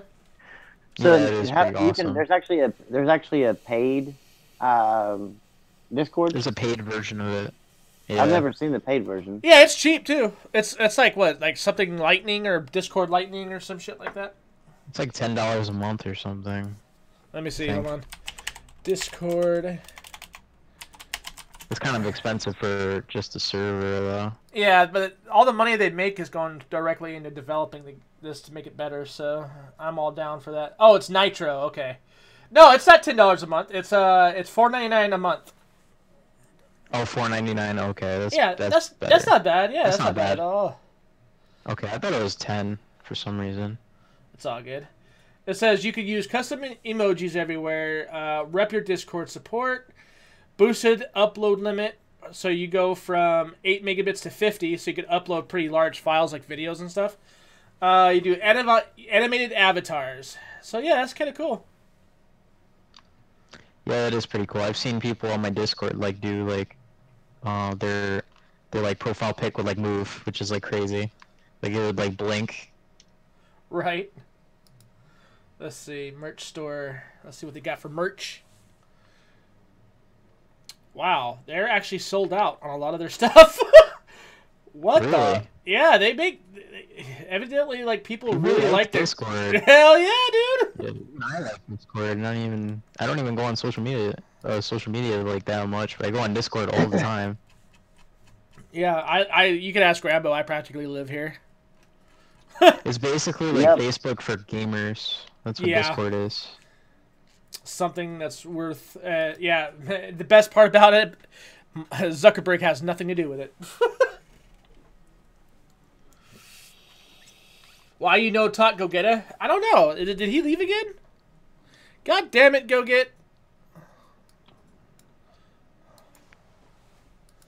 I'm God, gonna check this comment section. Let's see what these guys are saying. Go Get. Anything you wanted to talk about, bro? Android's mean. You can't mute your mic without getting moved to a previous chat you was in. Because it's stupid. And now I'm mad. Wait, what I'm happened? triggered. Oh, I was just sitting here a minute ago. No, I was working on something, so I wasn't talking. So I mute my mic for a second to, tell somebody in my family something, and I get moved out of the chat. Oh, Because okay. Android's like, screw you. Right. Oh man. But yeah, I was gonna tell you the name of the paid Discord, but then I remembered immediately when I went to go say, I was like, oh yeah, sorry, I have to be moved again. Yeah, I'm thinking about paying into it in like a month or so when I got more money. I want to kind of throw some money their way since I've used it more than. I mean, like Discord is literally the reason why I never use Skype. The only reason why I use Skype for anything nowadays is for family and friends that I haven't talked to in forever that don't have Discord. That's really it. Yeah. Skype is just And Xbox, yeah. that normal. It's like the usual like video chat thing to go to. So Yeah, that like most like people use, older and younger people. So yeah. I only use Skype for voice acting. That's why I have all my voice acting contacts and all that stuff. Oh, okay. That's a good idea. Yeah. But why would you use Skype as a voice acting thing though if you could use something with a clear voice codec? It's not. I don't. We don't send a Skype group and call and voice act. It's for sending files and stuff like that. Oh, okay. And most of my stuff and most of my contacts on there are from back before I knew what Discord was. So, no, it's easy to just keep my voice acting stuff on there till everybody on there who I talk to moves to Discord. By moves, I mean until I force them all to move to Discord. Right.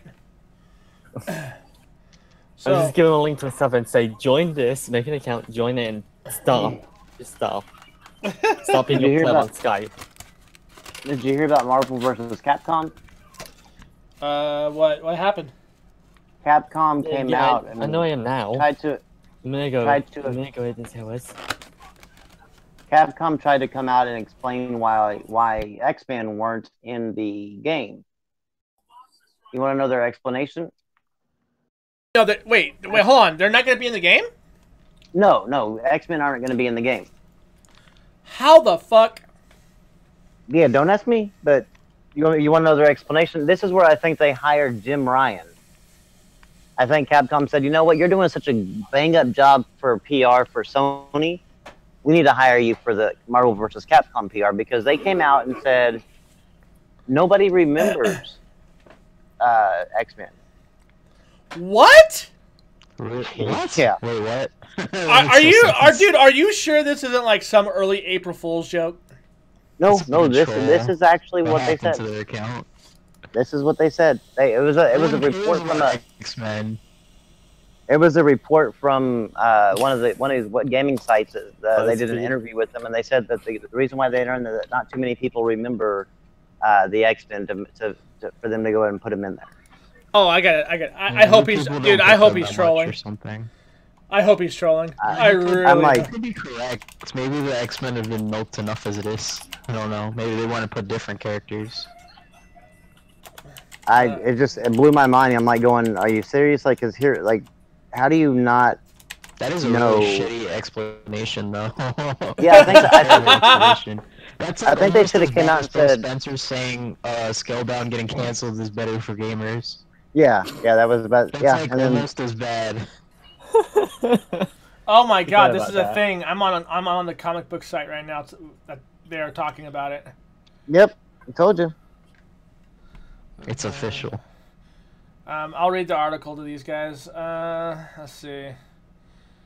Okay, so this is coming from the site, and it says, we talked with Marvel very closely about their future roadmap, about what's going to be happening. Your modern Marvel fan, maybe they don't even remember some of the X-Men characters, but they know some of the Guardians characters or Black Panther. You know what I mean. Captain Marvel may seem like a strange pick, but she's fantastic. She fits the gameplay, she fits the story, and they're going to be really pushing her as strong female lead all the way up into the movie. We're trying to take everything into account and choose the best characters. What? Hold on! Captain Why Marvel! don't they just do what Killer Instinct does then, if they're gonna do that, and just like make like a season 2 of it? I don't... Yeah, And then add exactly, more Rajiv! characters? That Dude, would be awesome. dude, the X-Men are better than the fucking Avengers, dude. Like, what the fuck?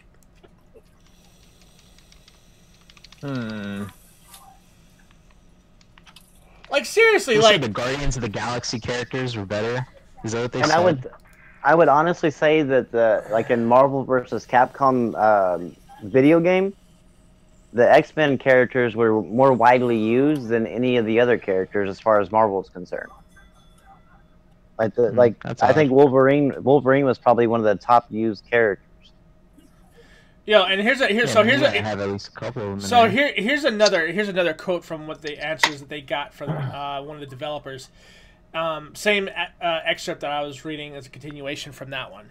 It says, if you were to actually think about it, these characters are just functions. They're just doing things. Magneto, case in point, is a favorite because he has 8-way dash and he's really fast, right? So our more technical players, all they want to do is triangle jump and that kind of stuff.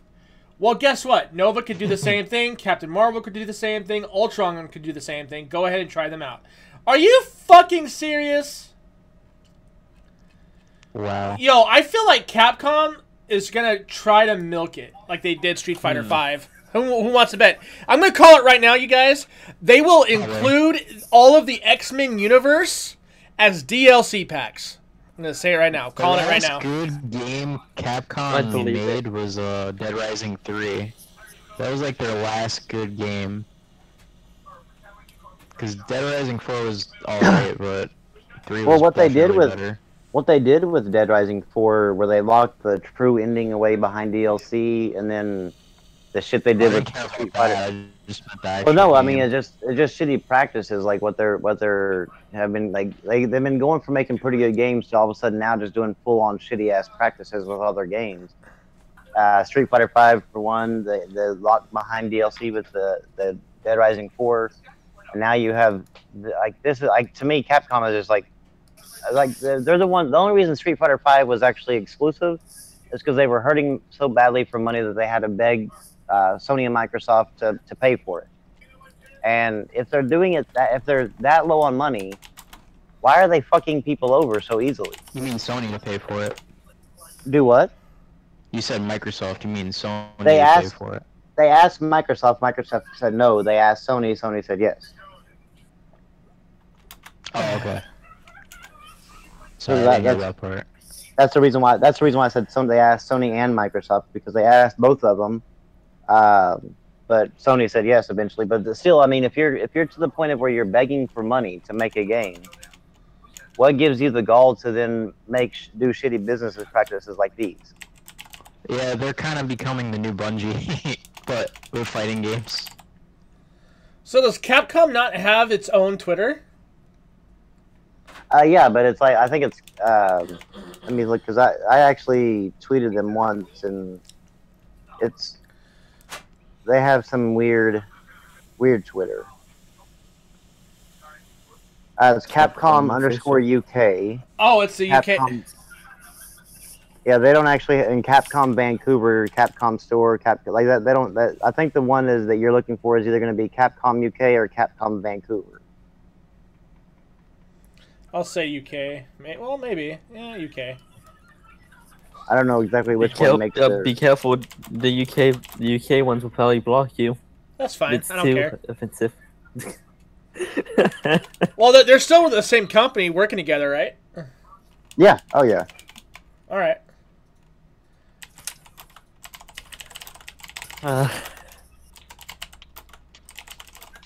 You know, they got the Kodi app on Xbox One, but like, it doesn't fucking work. Like, it literally doesn't work, and you have to pay for it. On what now? The what now? Which really pisses me off. You know what Kodi is? Kodi. Or XBMC? Okay.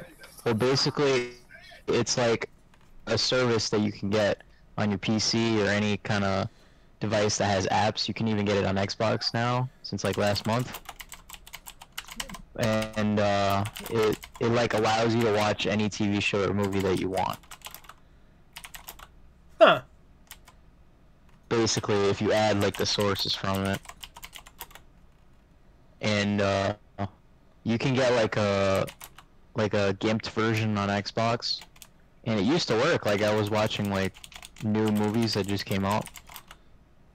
And it was working fine, but now it doesn't seem to be working, so.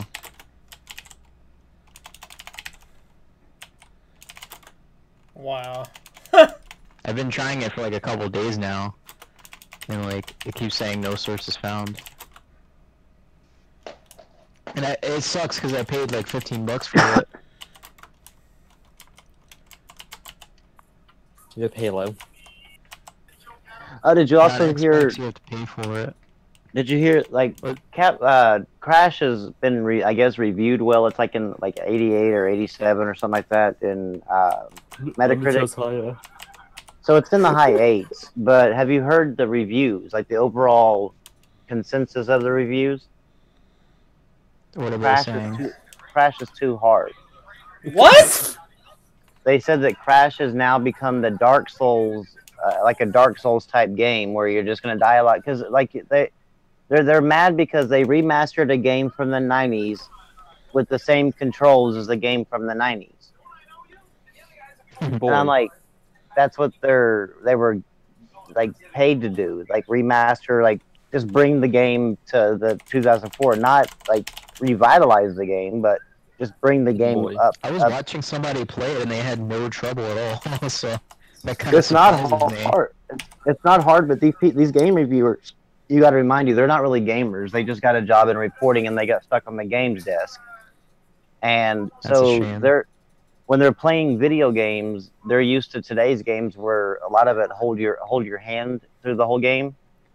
And Crash don't, because back then in the 90s and before that, like games were actually like, here you go, figure this shit out and do it.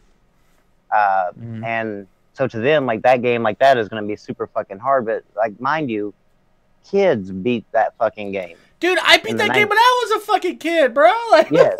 And now grown adults are crying that it's harder than Dark Souls. That's pretty funny, because it doesn't even look that hard. I never like been interested in those games. They look okay. It's not that hard. I mean, it's not hard. It's just like the adjustment you have to get used to. I mean, at least now you don't have to use your D-pad to go. You can actually use your thumbstick, which is nice, because before it was only the D-pad. But the only thing that's really difficult about it is like the camera angle, because like sometimes when you're going down a hill, there's a hole, and you can't see the hole until you're either right on it or in it. So that's the only thing really difficult about it. But it's not. I mean, I would never put it on any sort of like 10 out of like 8 or 7 or even 5 out of 10 in difficulty. I would say maybe 2 or 3 at the most. That's pretty easy. That's like. I mean, even the boss fights. Like I just did a boss fight right before I got on here, The guy basically stands in the middle. He throws a like Is it a the kangaroo? thing down. Huh? Is it the kangaroo? Because I saw that one. I didn't pay attention if he was a kangaroo or not, but he slams the pole down and then he sits for a minute and then he swipes the floor all the way around in circles. But if you go all the way to the back of the room, there's a chair where nothing gets to it. Like you can't do anything. So all you got to do is wait for him to slam the pole down, jump on his head, and then just go straight back to the chair.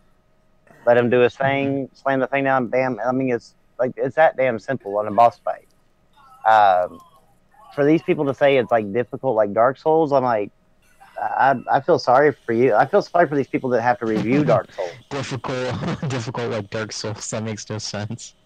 Because if they have to play, if they review Dark Souls, I imagine all these people that review Dark Souls and gave it any sort of They score, died like 100 times. they never even made it past like the first like introductory fight. Not even a boss, but just the introductory fight, the first skeleton that popped up off the ground. Because there's no comparison between Dark Souls and Crash. Yeah. I can understand if if it was like a remaster, like a really hard game, or even if it was like a really hard platformer, like Blinks the Time Sweeper, which is a really good classic. That one was pretty hard. If it was like a game like that, I don't think Crash Bandicoot is one of those games because I've seen people play it, and they don't really have trouble with it. Like I said, it can get difficult, but never to the point of like, oh shit, how the hell am I ever gonna get past this? I don't remember ever having that sort of feeling with Crash. And like these people are just, it astounds me that these people actually write reviews. Yeah, right? Like, oh, this is Dark Souls hard, guys. Like, come the fuck on. I'm like, are you fucking kidding me? Dark It's Souls? too Like, hard. It's just like Dark Souls. It's the new Dark Souls of platformers. It sounds like the stupid headline that you would see on like IGN. I mean, I just don't get it, It's dude. like a really hard old school game. Like, if it was like Ninja Gaiden or something, then like they might have some merit. yeah, but not But I Crash, don't- man. Not Yeah, Crash. I don't recall anyone saying Crash was like super hard or anything. Bro, like, No, it was always like fun. I beat that shit back in, what was it, 7th or 8th grade on the PlayStation 1. That shit was amazing back then. Like, I thought that was, like, the best shit ever. Like, I hated Mario after that for a while. Like, It was one of the better platformers out there. Yeah, like, it was a great It was the fucking first game. 3D platformer, so Yeah, like, it was a great fucking game. And for these idiots to come out of the woodworks and be like, this is like Dark Souls. I'm like, did you ever play a platformer in your fucking life? Like, I highly doubt it. they're probably really rusty. Hey, Just like most of us, because we don't really get platformers anymore. hey, you know what, dude? Rambo, how much am I going to bet Which when is that? Lucky's Tale comes out? Like, it's going to be the same thing. They're going to be like, oh, man, this is harder than Dark Souls. I'm like, oh, God. Lucky's Tale is so focused to like younger, like kids, like 10-year-olds and 8-year-olds. Yeah, but So like, if haven't- they like say that, I'm gonna freaking die of laughter. Oh, But see, the thing is, be though, prepared. that- I Be mean- prepared. It's going to happen. well, you think? I mean, a lot of people thought the same thing about Knack, like that was geared towards like the kids or whatever. But if you play Knack, especially if you put it on any sort of difficulty other than the That standard, game I've seen default, people rage quit. like that game is fucking hard. So Super Lucky Tales could possibly be hard, but still look innocent. But I would never put a platformer on the level of Dark Souls, like in no fucking possible way. Like I've never came across a platformer that fucking hard. Well, there is Maybe Super Meat Boy. Well, there is one. There is one. And, well, there's two now. But, I mean, but they are Dark Souls themed. But they're like a platformer meets Dark Souls kind of game. And there's two of them. It's called Salt and Sanctuary. Great game, by the way. If you like Dark Souls and you like platformers, Oh yeah. get that shit. It is fucking amazing. And then there's one called Dead Cells. Fucking awesome. Get both if you can afford it. I mean, if anybody... Well, I know. I mean, Go ahead. go ahead. Go ahead. No, finish up. No, I was just bragging. I was bragging about those games. I can't suggest those games any more than I already do. So yeah.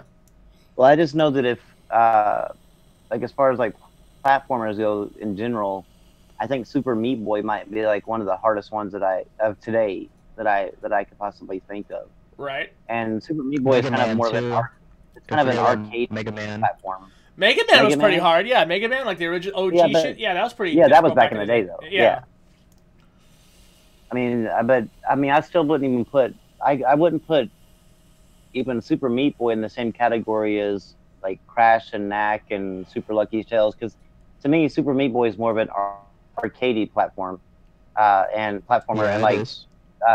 you have like Super Lucky Tales, Crash, and Ratchet and Clank. Those are all just like platformers, you know. I don't think Super Lucky's Tale is gonna be even remotely hard, so you can scratch Oh, that I don't- off the list.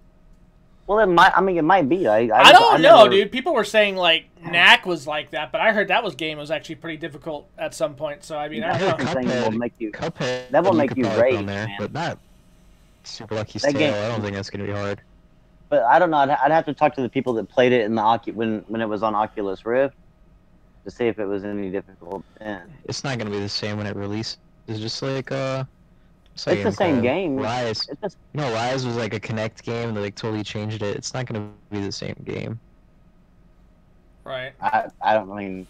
I honestly don't know. I never played it on the Rift, but I don't see platformers typically being the one where you start complaining like you do whenever you do on Dark Souls. Like Dark Souls is like one where you like a sadist, like you just love being hurt. And It's a gift that keeps on platformers, giving. I've never played a platformer, even Knack on hard. I've never played one and had the same rage and like feeling inside as I did on a Dark Souls game. I don't see how you a can game put like the two Knack would together. have a difficulty setting. Yeah, it does, and actually, what's funny is that you have to beat it, like to get to the platinum. You have to beat it. You can play it on hard from the very beginning, but you have to beat it at least on hard, and then that'll unlock super hard, and then you got to beat it on that. And once I get Basically to that bullshit point, mode. yeah, once I get to that, I'm probably gonna be cussing a lot because it's fucking unreal. Hard is pretty much unreal on there, but super hard, yeah, fuck that, man. I don't know how that one's gonna go. For Any me. of you guys played Doom on hard? I was thinking about I getting have that not game on yet. Xbox. Is it good? Oh, Doom is definitely worth picking up on every platform as far as just the campaign goes. Man, that campaign was fucking awesome, except the end. I felt the end just dragged on.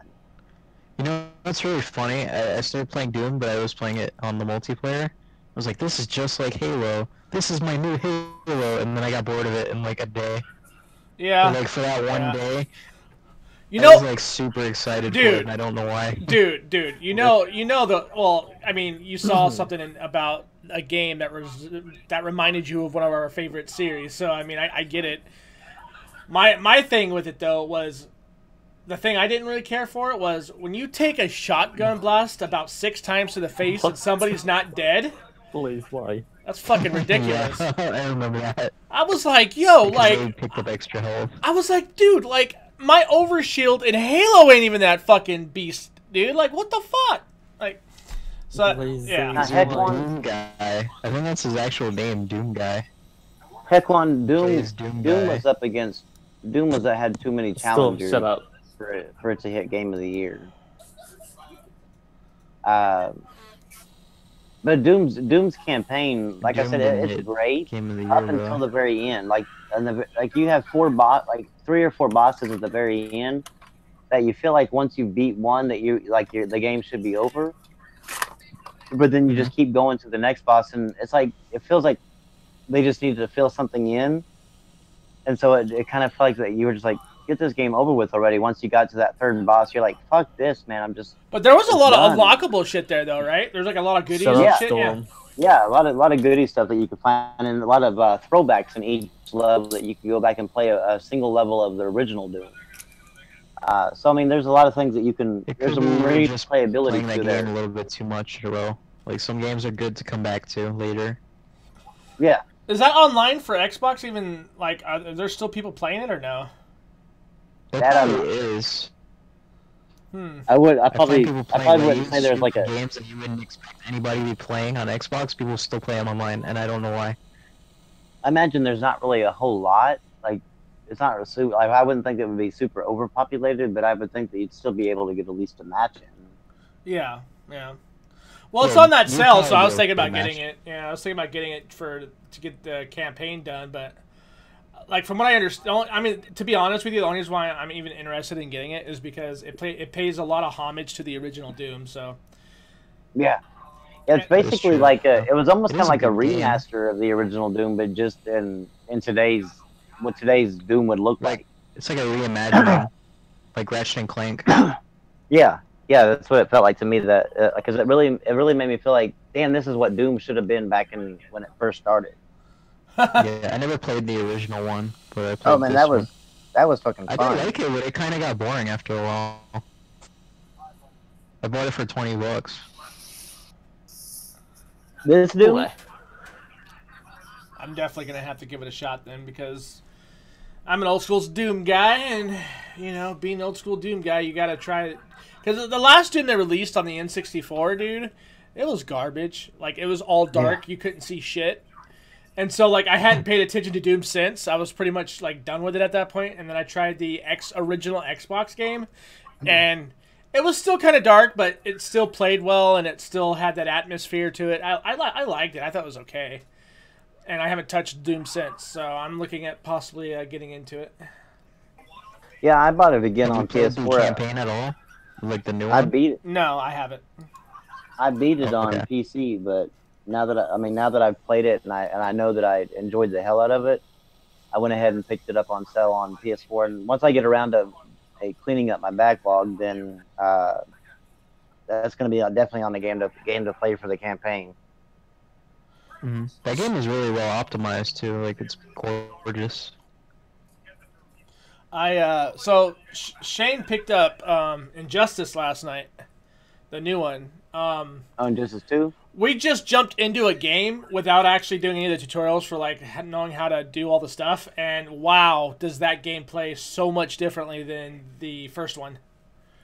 Like it is it's really different. Like I mean the whole layout, everything is really different in comparison to the first Injustice. I heard it makes Marvel vs. Capcom look like trash. That's what I've been told. Well, we'll see that like old school Marvel versus Capcom. No, the new one, yes. Yeah, I'm talking about the new one.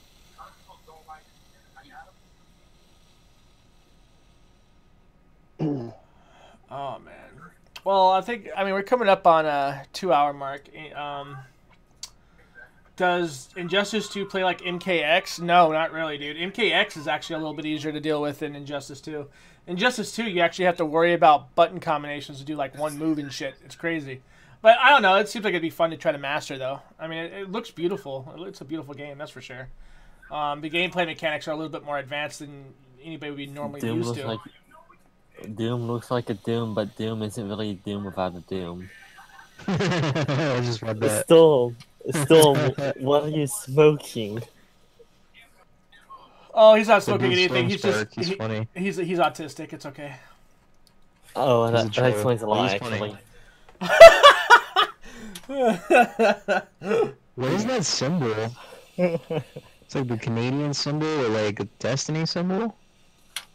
No, that's a the Canadian that- symbol with Assassin's Creed symbol.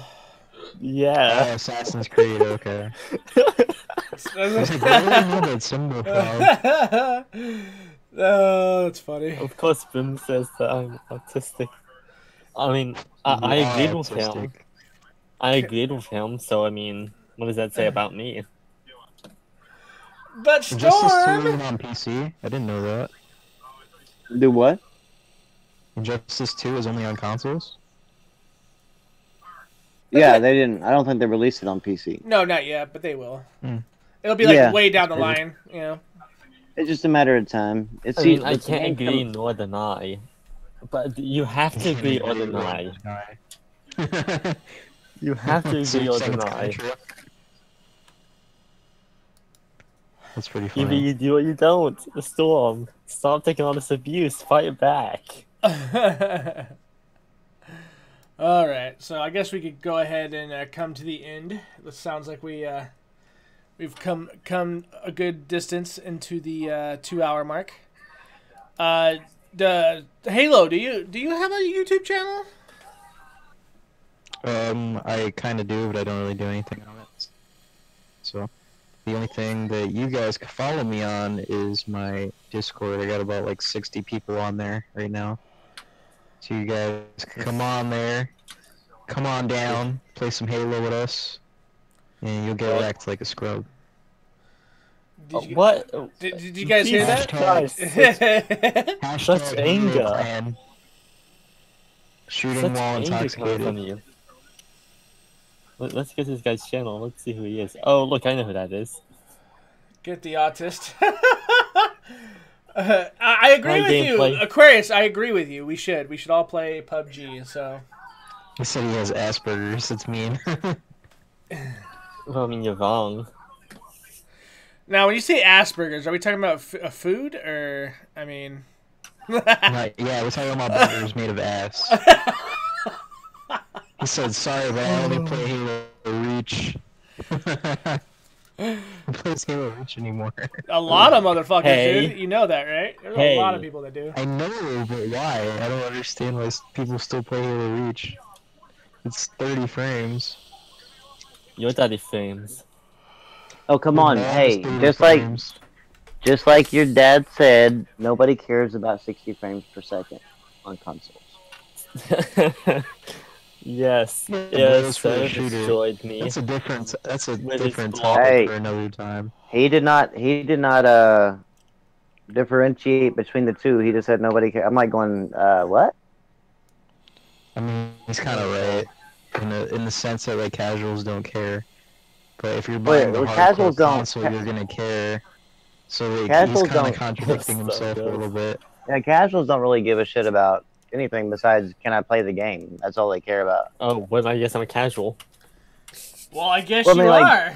Well, no, I mean like that's like not maybe you're in the casual in that sense, but I mean the casual as far as like they go into a store, they're looking for whatever can play them a game, play the 1 or 2 games that they play. Like they only play like 1 or 2 Oh. games and that's it. Oh, then that, I'm definitely not casual. Like 6, so I would say, like a normal casual person. Yeah, I'm Like pretty 6 games. casual in that case. I have probably over 500 on Steam that I play, and I'm pretty casual. Yeah, Like I have a little. casual. I've got over 300 on Yeah, Xbox One alone, 3,000. but I have a little over 500 on. 1080 Ti is better than your GTX 1080. I have found out that I have a little over 500 on Steam and close to like actually at the 470 mark at on PS4, and I have a little over 250 on Xbox One. Blazy, what PS2 games are running 60 frames per second? I really want to know that, because that's What pretty PS2 impressive. game? For the PS2, he says, I like how PS2 games are running in 60 frames, but now consoles said don't that? want to get out to get to. I can't read what he was saying. for us. Oh. There's some games on PS2 that were running 60 frames because back then, I mean, that was just they ran them. Oh, they ran them interpolated, so There's they. no way. There's no way. There's some games Well, that I were mean, running there on is a way. Games NES that ran were. 60 frames on the PS2. There were games. I'm on looking it up NES right now, that ran guys. Hold on. There are games that on NES that ran at 60 frames per second.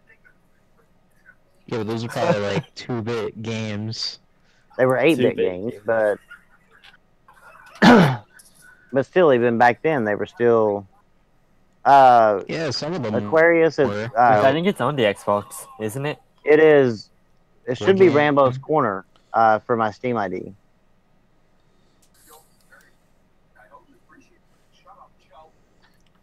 Oh, this guy really wants Player Unknown Battlegrounds. Oh, he said, okay, so 60 FPS games. Devil May Cry 3 ran at 60 FPS, and most of the fighting games did. Wow. Okay. Let's see, 60 FPS, CR2, and lag. Oh, Yeah, fighting Panzer games Dragoon, are- Ratchet and Clank, God of War, Devil May Cry, Ninja Gaiden. Metal Gear Solid 2 was a 60 FPS game, so was that doesn't make sense. That's funny. So Metal Gear Solid 2 was a 60 frames per second game, but Metal Gear Solid 3 was a 30 frames per second game. What the fuck?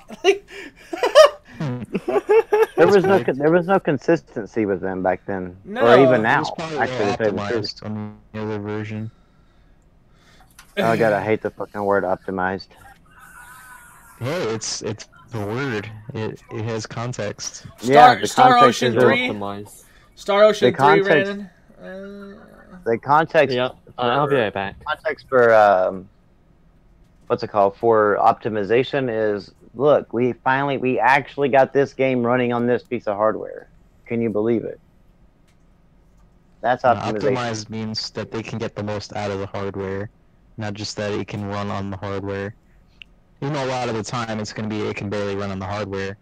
Depends on what Well, console yeah, but you're I talking hate about. whenever I hate when you hear console players going, yeah, but the game on console is better because it's optimized for console and it's running 720p, 30 frames per second, and you're like, that's optimization. That's like running better than 4K and 60, or 1440p and 144 frames per second. Like, so it was just the way people use that word optimization just. I mean, having more power is always going to be better than having optimization, but optimization could go a pretty long way from what I've seen in certain games. It can, but there's optimized. it's basically it being. I think that's just the buzzword they've used around it, because most of the time I'm like, when optimization is like, we've got the game running, we've got the game is running looking like it does, Best it which can. is good.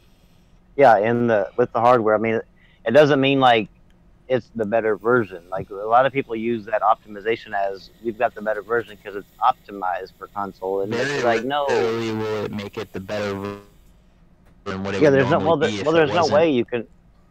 Well, there's really no way you can make the console version the better version.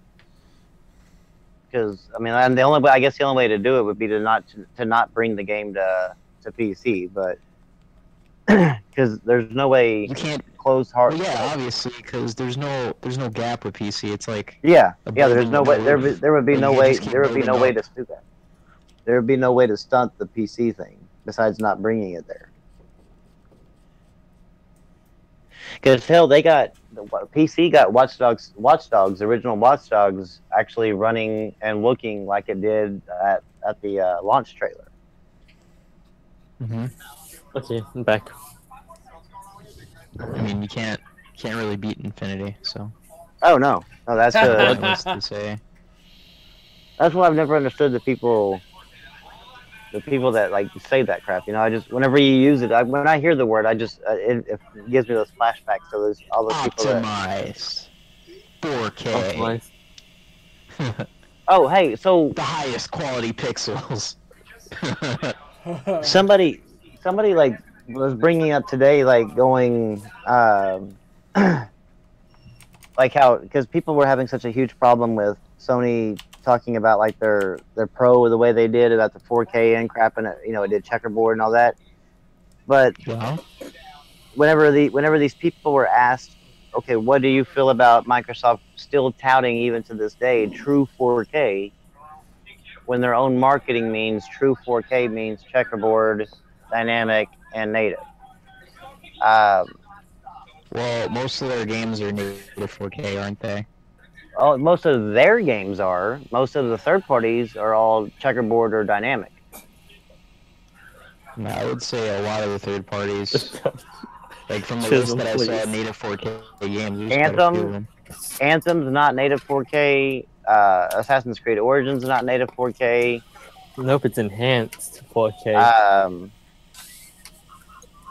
Yeah, it's see enhanced. So the- those are really demanding Gears of games, War- So Gears of War 4 in the multiplayer isn't native 4K.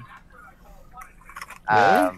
Yeah, they use dynamic resolution to hit 4K and to get 60 frames a solid 60 frames per second in the multiplayer. a dynamic resolution doesn't that still mean it's still 4K? It just goes No. down. No, I mean, okay, wait. Just because I mean, in that case, I mean, they could actually the very starting of the multiplayer could be at 2160p, but the rest be in 900p. That doesn't mean the game is 4K. 4K. That just means it hit 4K at one point.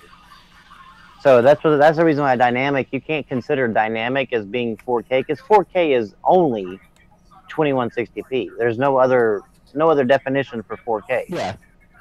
Uh, Yeah, I get that, so but if it's dynamic resolution, it can go down to lock the frame rate. Because I noticed once in a while when you play Gears of War and there's like a lot of stuff going down, the frame rate will get affected. So I would assume that's the reason why that's the reason why they use dynamic. But I still say you couldn't say that Gears of War 4 is a native 4K game when it's not using all native 4K. I'm not. I mean, that's just me. I just feel like that, and I don't have no problem with games running checkerboarded or dynamic, because to me, whatever they need to do, I think checkerboarding is actually a very neat little thing, a way to get the most and still make the game, like, be able to put more into like the game itself rather than the resolution, and still get that beautiful look out of it. So I have no problem with these. I just have no problem with people that complained about checkerboarding and dynamic and the marketing behind it, but then they don't say anything to Microsoft when they keep on saying true 4K and the shit. The third-party games are going to be mainly in dynamic and checkerboard. And the reason why they're like, because I've said this many times on this podcast and many times, on Twitter, but the reason why the games will like primarily be third-party games will primarily be dynamic and checkerboard is because these people make it for the lowest, like they're already making it for like the PlayStation 4 Pro, and they're making it. I don't think it's parity. I think it's just No, it's not parity. No, I'm not saying it's parity at all. Gig of RAM and like they haven't. I'm not saying it's time either. I'm not saying it's parity at all. I'm just saying that they've already put all this effort into making these copies.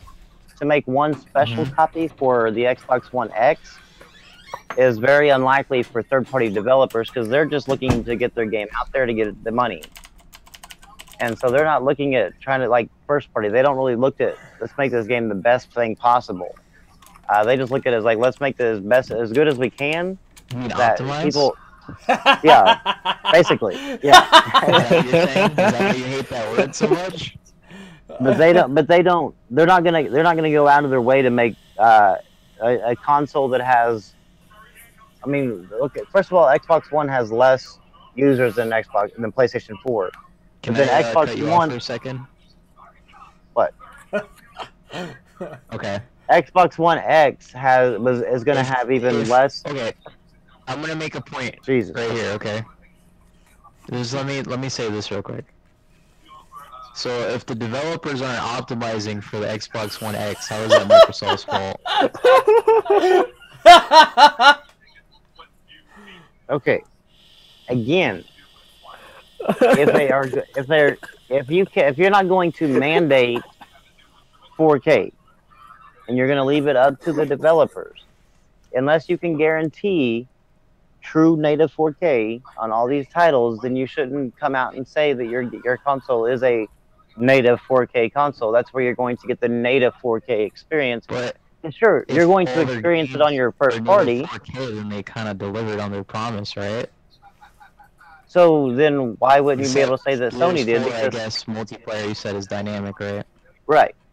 But why wouldn't you be able to say that about Sony? Because they have some of their first party games and some even multiplats that are in native 4K. So that's what I'm not saying you. I'm talking about in general, like these people on Twitter that have this whole problem on one side but not the other. I just don't understand your point, because the PS4 Pro has like hardly any games that are native 4K, and the Xbox One X has like most games are native 4K.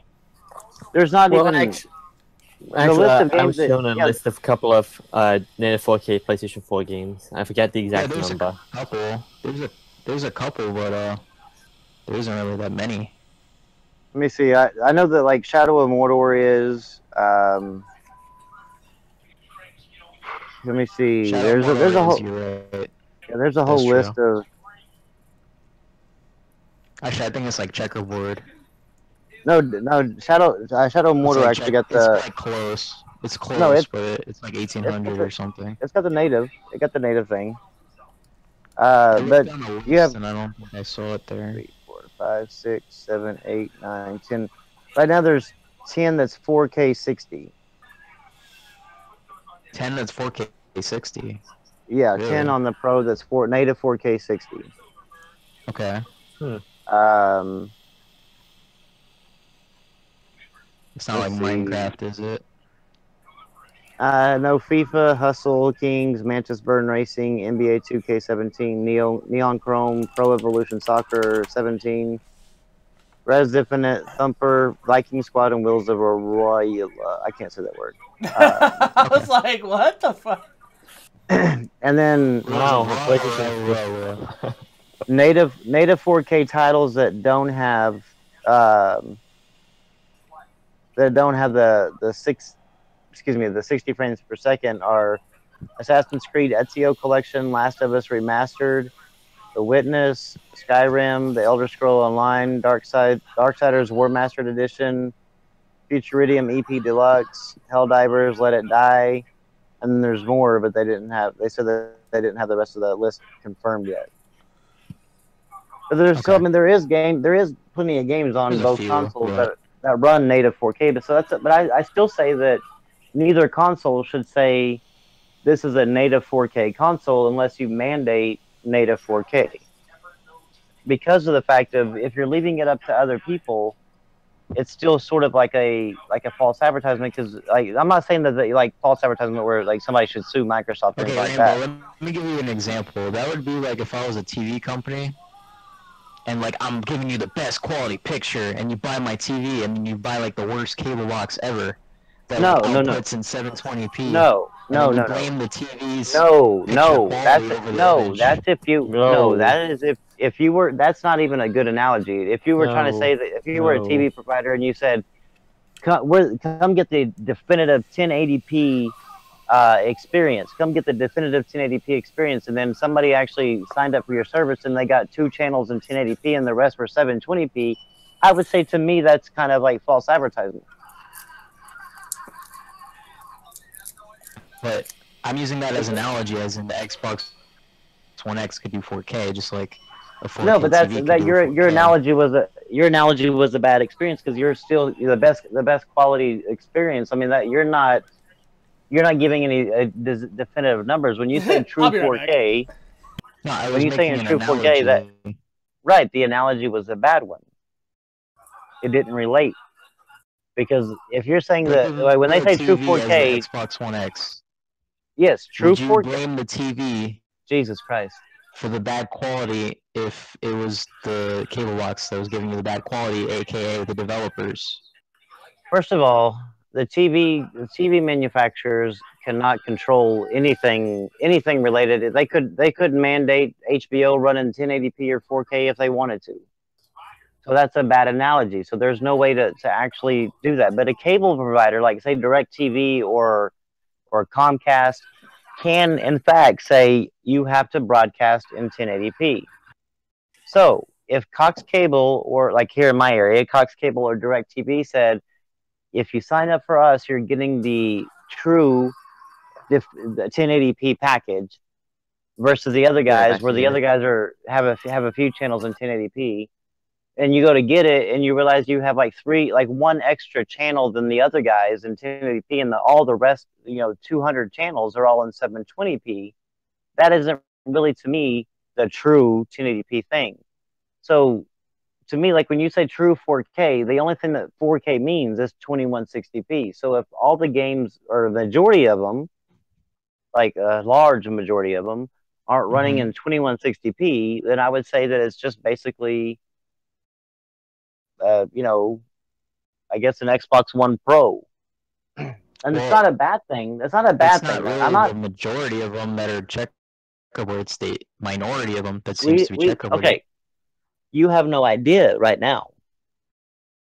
Because these lists that are coming out aren't lists coming from Microsoft. They're lists made from other people that have put out, and especially if they're coming from Jez Corden, the one that said that he can guarantee that he knows for a fact that Star Wars Battlefront 2 is running 4K, native 4K, 60 frames per second on the Xbox One X. And then all of a sudden after E3, he's like, well, I guess I should wait for actual confirmation of my rumors before I put it out because it's not running native 4K and it's not running 60 FPS. Like, come on. Like, see, so like his list, he had a whole list of things that he made of games that were going to get the native 4K treatment. And half the games on there ended up, or some of the games on there ended up being checkerboard or dynamic. So there's not, until the thing comes out, until somebody actually says this game is actually native or not, there's no way to tell for sure that these games are actually native or not. Until like we have with like Digital Foundry being able to say that. Why are you still saying it's checkerboard then in a lot of games if we don't know? Because we know about Anthem and we know about Assassin's Creed Origins. The developer for Assassin's Creed Origins actually said we are using checkerboard rendering. Anthem was tested by Digital Foundry, and it was using dynamic scaling, dynamic resolution. Yeah, I get where you're at with the Assassin's Creed game, but isn't Anthem like a couple years out? I think Anthem's supposed to come out next year. Next year? Oh, okay. I mean, things could change. Like, it could, but really utilize the extra gig of RAM. The only thing that you can go off of, too long either. Again, you keep on throwing this extra gig of RAM. You're putting a lot of faith into third-party developers to actually take advantage of one extra gig of RAM on a console that's going to be considered a niche console. There's no way that you can deny that just like the PS4 Pro is a niche console in the PS4 family, the Xbox One X is going to be even more niche because there's less people that actually even own an Xbox. So, I mean, the people that would buy an Xbox One X are going to be niche as far as like Jesus Christ.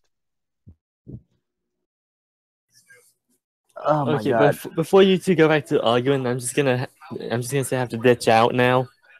All right, man. See you, bud. Yeah. See you, man. I'll probably still be watching the stream. I just need to, take care of some stuff and do stuff now. Yeah. Yeah. Yeah. Talk to you guys later. Okay. I kind of see what you're saying, Rambo, but I'm saying when I'm using the word niche, when I'm using the word niche. Okay, listen to me. When I'm using the word niche, I'm not talking about in the traditional sense like what people are saying as far as like genres are. I'm talking about as far as niche, as far as number of people that are going to be like purchasing it. The sheer number of people that are going to own an Xbox One X versus like an Xbox One S or an Xbox Original or a PS4 Slim or a PS4 Original is going to be a very small number. It's actually going to probably even be less than own a PS4 Pro. Simply for the fact of how like the number of people that own a PS4 versus that would have upgraded to a PS4 Pro versus the number of people that own an Xbox that will upgrade to an Xbox One X. The numbers are going to be lower. It's right. There's just even Microsoft even expects it. But for developers to actually put extra time and effort into that one console is asking a lot. I'm not saying no developers will. I'm just saying it's not going to be the norm for these third-party developers to do that because of the fact of it takes a lot of them to build a game. They're not going to put so much extra effort onto one console that has even more limited than the actual base of the console. Well, that's why they made it so easy to develop for.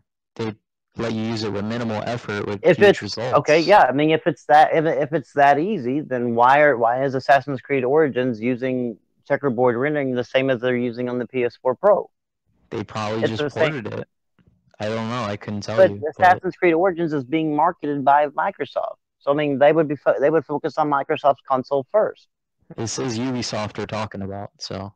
But you know how they are with their games. Oh my.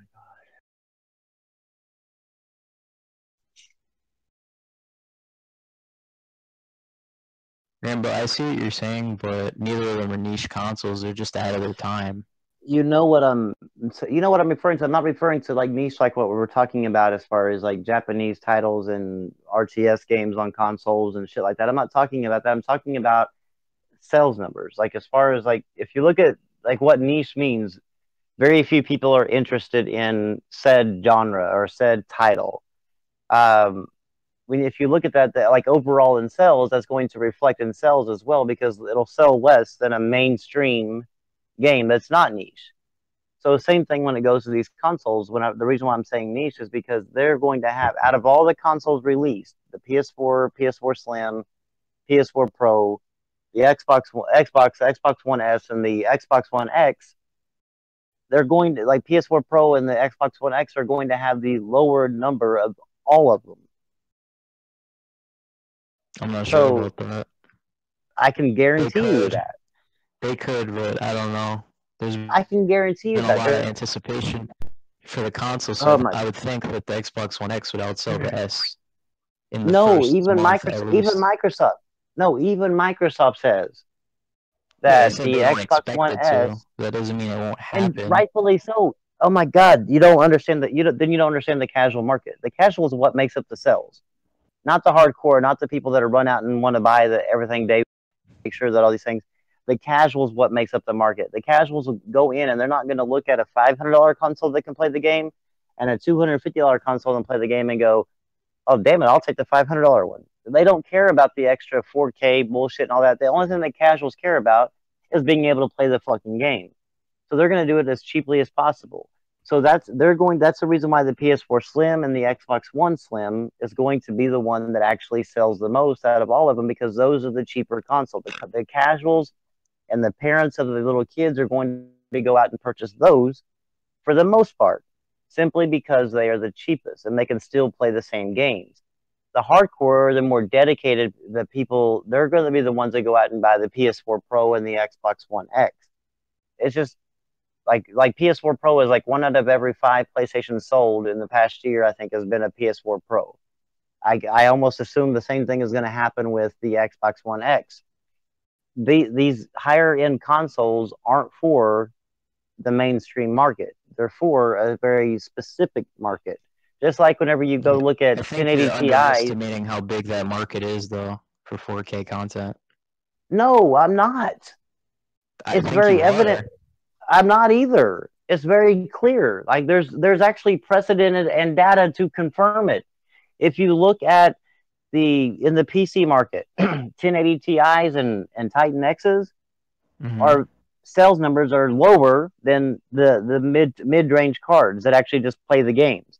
And if you go even on down to the PS4 Slim, the PS4 Original, well, I don't think the PS4 Original anymore, because I don't think they actually have those technically out on the market anymore.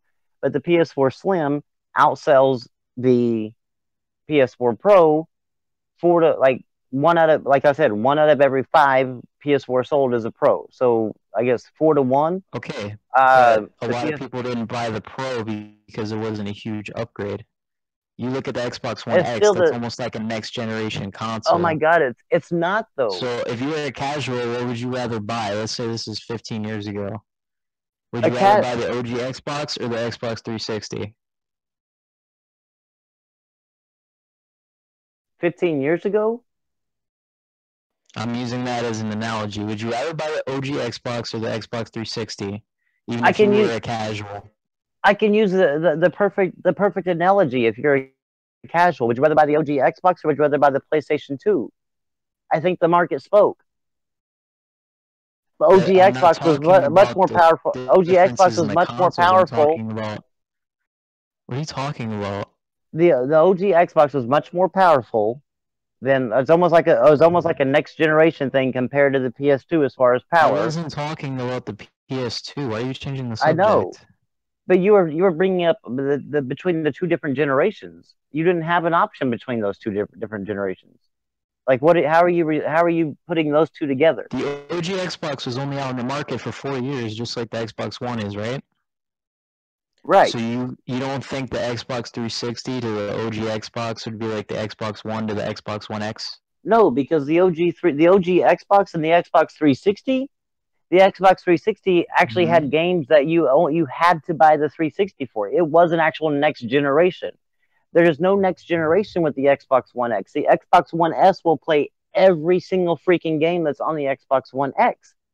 So that's not the same thing. That is partially true. I see your That point. is the reason why the That is partially casuals will buy the S more than the X, because of the fact they can play every single game for $250 versus 500. Not a whole lot of people care. Not a whole lot of casuals care about specs. They don't even know what ambient inclusion and all those things are. They don't know about all Yeah, this but shit. Don't think. a lot of them won't settle for the lesser products when they buy stuff on sale. Oh my god. I mean, some of them will, but I'm just saying. Let's put it this way: if that's like okay, if power and looks and everything were actually the driving force, Yes. and not so much price, then Mhm. whenever people walked in and saw an Xbox One and a PS4, everybody would have bought a PS4, not an Xbox One, because all the games looked better on the PS4. And But that didn't happened. happen. A lot of people bought the PS4 It didn't because it was more happen. powerful. Yeah, it Oh my did. Jesus Christ, it did not happen. There's 30 million fucking Xbox Ones out there. Obviously, it didn't happen. You know, there's this thing called owning two consoles, right? Oh dear God. I'm just saying, people bought the PS4 because it was more powerful. I know a lot of people that bought it because the Xbox One wasn't very powerful at the time. It was not oh my Lord, the whole narrative about power, y'all have got this whole fucking power thing confused. It was a fucking Twitter war, and casuals aren't on Twitter catching up with the fucking Tim Dogs and the JTechs and the BGST bullshit that's going on Twitter. Casuals by definition aren't engaging in the social media aspect of gaming. They're not worried about like the next thing coming out and the specs and the this and the that. They're saying, when's my next Call of Duty coming out? Okay, we figured out it's coming out on November or whatever, and they're just waiting. What do you think they're gonna do when they hear that it plays and runs better on PS4? You know what? You know what? They're gonna buy the lesser products? No. You know what happened? Whenever they didn't, they don't. Okay, first of all, where is a casual if they're not engaging on social media? Where are they going to hear that it runs better, so much better on the GameStop? And the dude is like, I think hey, y'all are this is 1080p overestimating on the GameStop, PS4. because I've been to, like, I know people at every fucking GameStop around my house within a 30-mile radius that I know them personally. Like, when I walk into the store, they know who I am, and I've been in there for 2 or 3 hours at a time in each fucking store, and not a single time did I hear anybody walk in there with their child, with their, like, a younger person that's looking for Call of Duty. Never once heard anybody mention anything about 900p, 1080p, 720p, 60 frames per second, frame drops. I've never heard anybody mention that in a GameStop in my fucking life. Casuals do not give a shit about this. They do not give a shit. They don't even know what the fuck all this shit is. That's why the PS4 was so successful in the beginning, and also because Xbox My God, it's themselves not in the foot. But no, it was half because of the power and half because of the Kinect. And then when the Kinect dropped, it was mostly because of the power. My God. Why would you buy an Xbox over a PS4 when they play 95% of the same games? Because they liked maybe because they actually liked the PlayStation 4 exclusives, and maybe the fact that they did. They're in 2014. There was still more in 2014. They came out exclusively on PlayStation than there were on Xbox. Okay. The only year that Xbox had more was the launch year. That's it. Okay. Pretty sure people were talking about how Xbox had better exclusives in 2015. Jesus Christ, here we go with better. That is all subjective. I'm just saying. I'm not saying my opinion. I don't give a shit what other people are saying. I don't give a shit what people are saying is better. Because to them, that whatever is better to them is better to them. I don't give a shit about that. That doesn't go into any factor. Like, what if, obviously, if people, like, say if people bought you don't know exactly the reason why people bought it, but if people bought the console, like the PS4, because they like the PS4 exclusives, then obviously 60 million people thought they were better. Like, that doesn't mean that they're better. That just means that other people thought that. You So know, most people getting don't into even better buy doesn't matter. exclusives, right? Do You know, most what? people buy multiplats mostly, right? Yeah, okay. Here's the thing. Exclusives don't matter as far as the fact of like, oh my god, I'm buying this console solely for the exclusives. Like nobody, like people don't sit there and like do that. But whenever it comes to like the differentiating factor between the two, if I can only afford It's not going to one, be that one is literally more powerful and more capable than the other for the same price. no, because if you look at it, there's never been, as far as like the leading number in sales, as far as like that's who the most people bought the console. The console that has always won that generation as far as the most number of sales has always been the least powerful.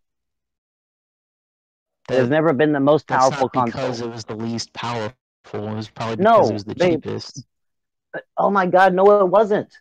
Why would somebody buy a console that's less powerful than the other? That doesn't make any sense. Okay, here you go. PlayStation 3. Actually, it actually and if you actually broke down the specs, was actually more powerful than the 360. But every single multiplat looked better and played better on the 360 than the PS3. And guess what? The PS3 actually outsold the Xbox 360. But the PS3 was more powerful, like you said, right? So Oh my god! But nobody. Oh my god! Nobody was actually paying attention to the power because nobody even developed for it besides first party. The difference maker between the PS3 and the 360 was more first party games started developing on the PlayStation 3, and they went back to their exclusive things, and that's what ended up turning people onto the PS3. But even the PS3 launched a year later and $200 more expensive than the 360. It's not always a cheaper console. It's not about power with these casuals. It's about power with the hardcore or something like that. But even with me, I'm a hardcore gamer, but I could give a shit less about power. I left the actual 4K capable PC playing games in 4K and came back to PS4 because of the exclusives. I don't give a shit about like if the game's running in 4K. Exclusives too? Yeah, but I like the exclusives on PlayStation better than I like the exclusives on PC.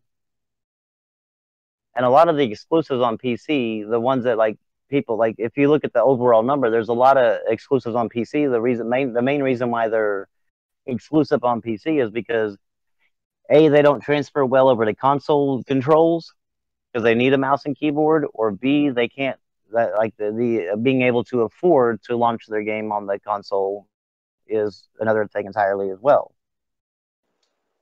There's no set rule like first party games or developers for PC. Like there's no there is with 343 and Coalition and Naughty Dog, how they're owned by Sony and Microsoft and they make first party games for these platforms. There is nothing out there nothing on the PC that says I'm only making this game for PC because I'm paid for by. There's really no company that owns PC.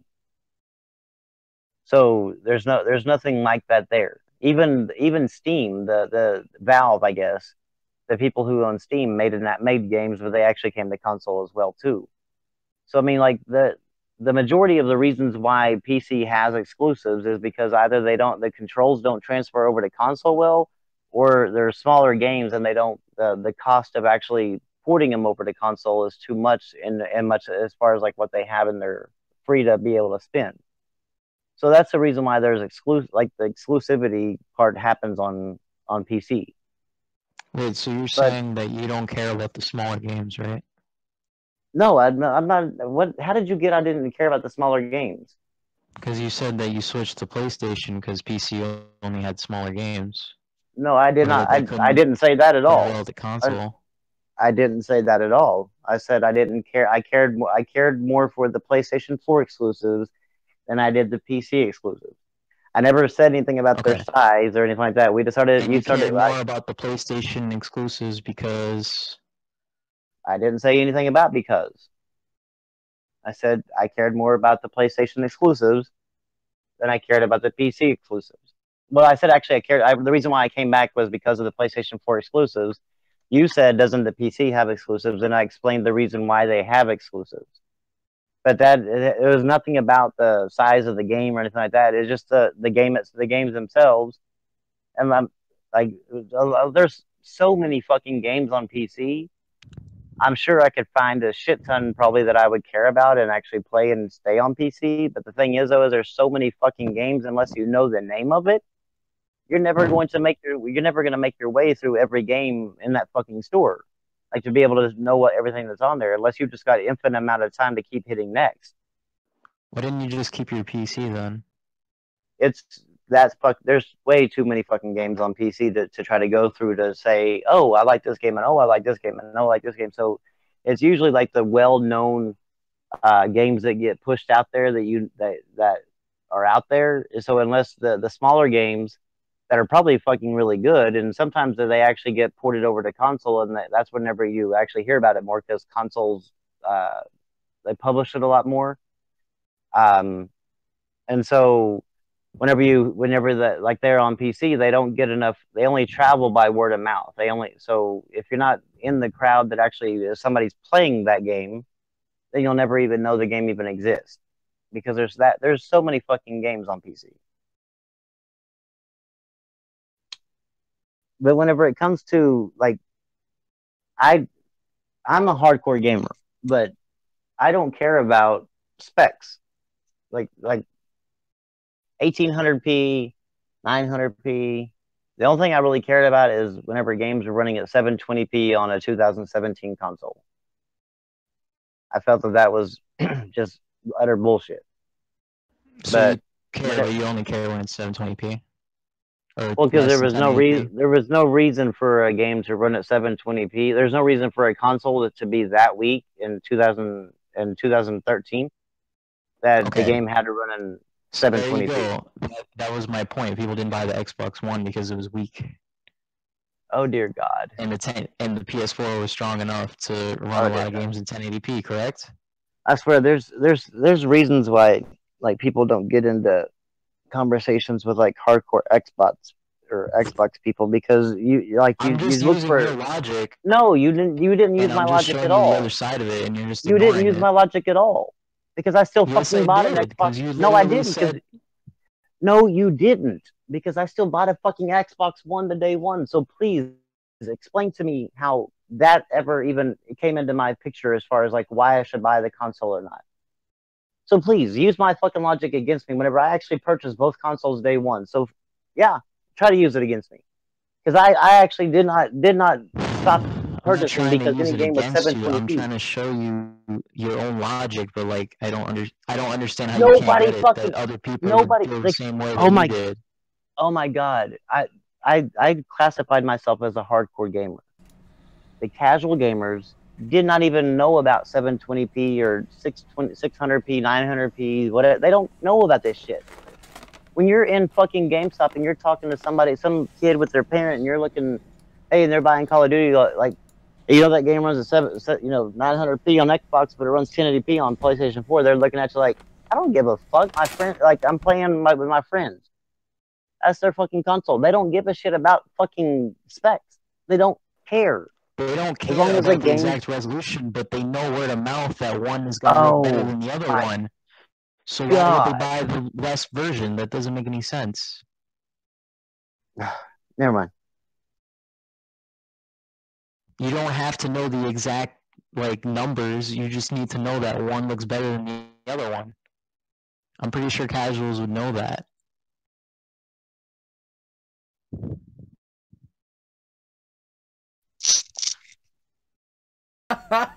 So what did I miss? You just got into like a little debate. Little Rambo over here got a little bit triggered, but it's okay, Rambo. Because it's like talking to a fucking brick wall. Like talking to Xbox guys, like these hardcore Xbox guys, like they're... I swear, like it's almost like talking to Sean Spicer.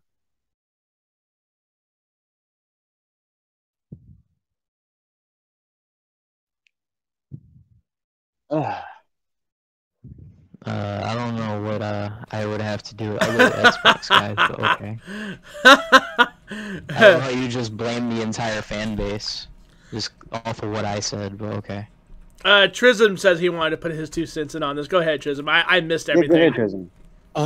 Well, whenever saying something about how either console was sold, I sort of wanted to put my mind into this because I actually did buy a PS4 whenever it first launched, and it was actually not because of how powerful it was, but because, and this is what I was saying in the chat, it was because of all the marketing that was going towards it.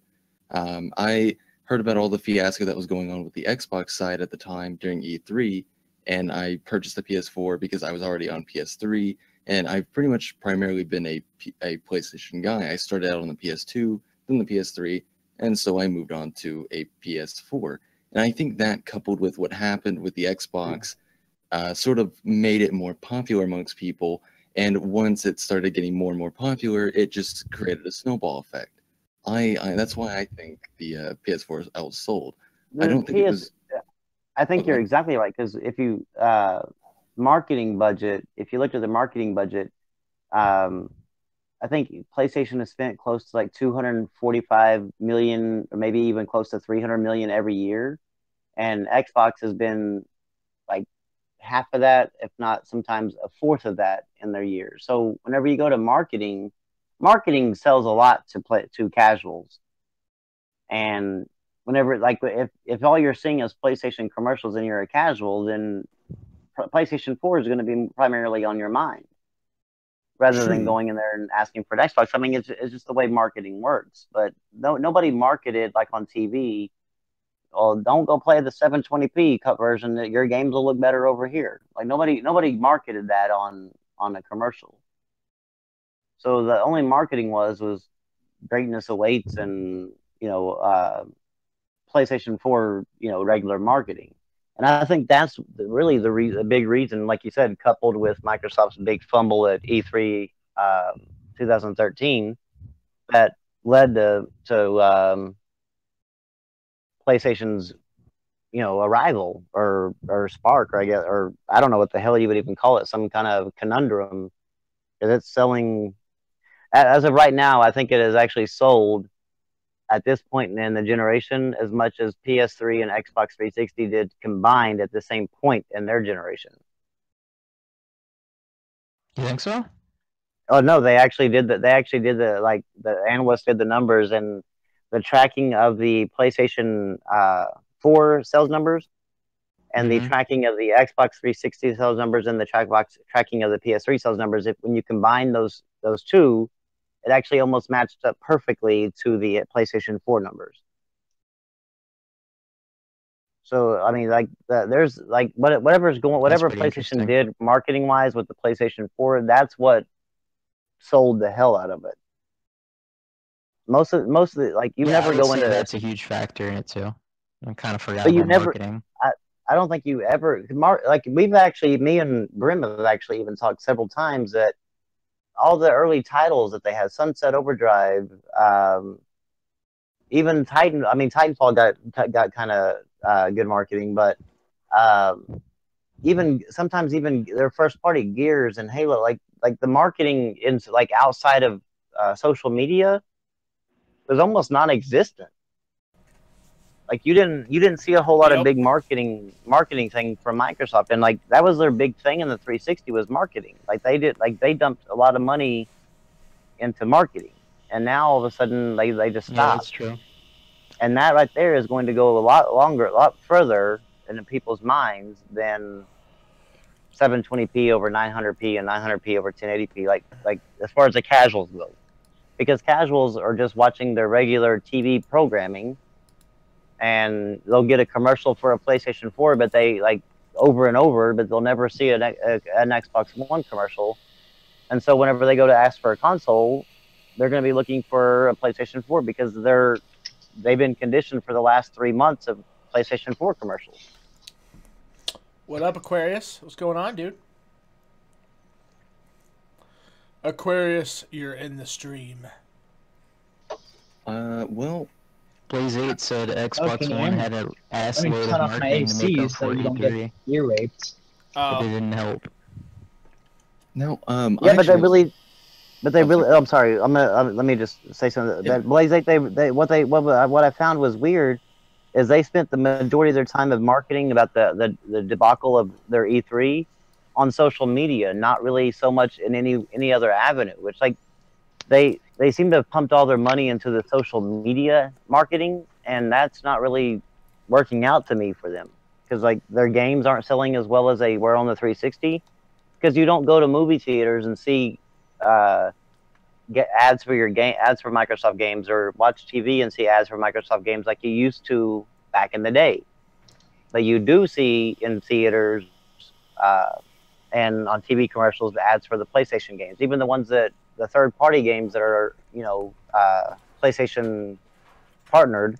You'll see those on there, and it'll always say only, or it'll say on PlayStation, whatever at the very end of it.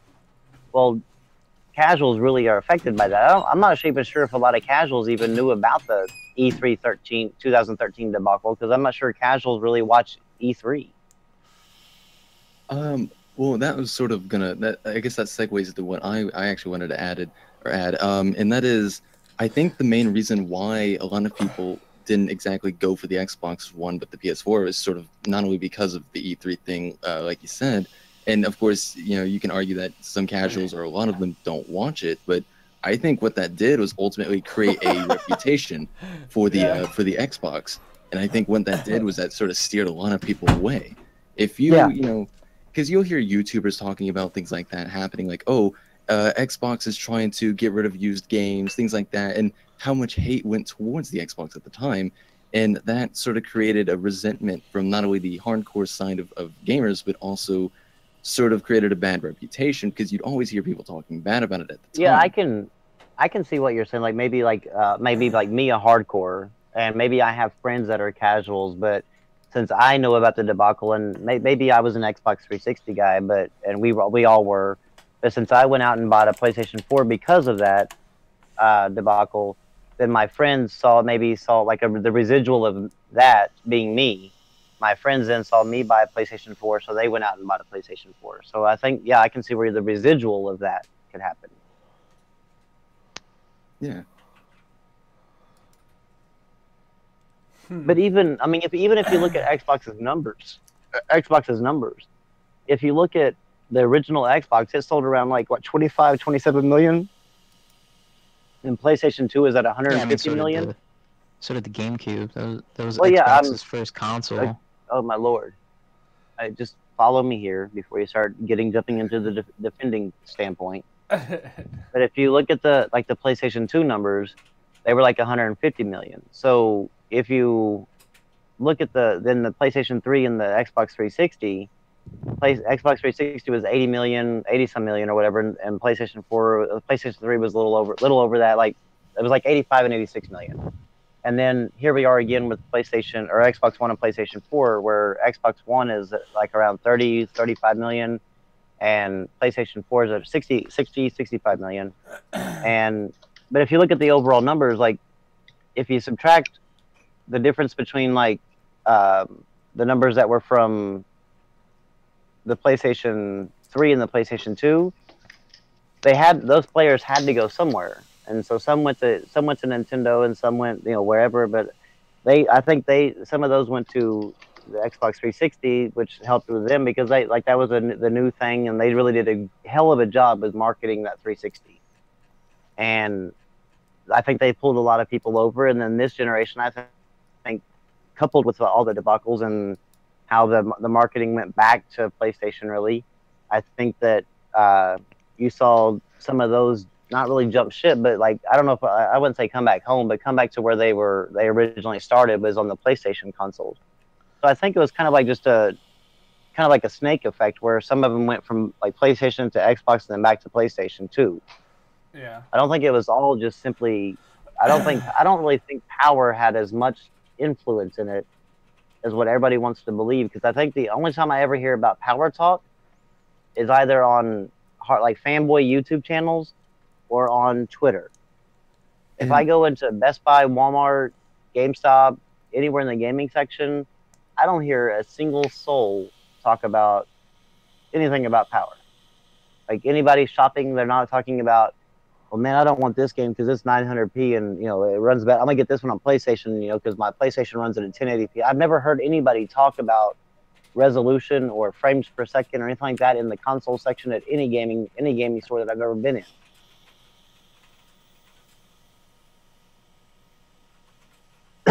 I think the whole power thing, it's just funny to me that console gamers are so wrapped up in this power thing, and like, get a PC if that's where you're at, because that's where power talk happens, is on the PC side.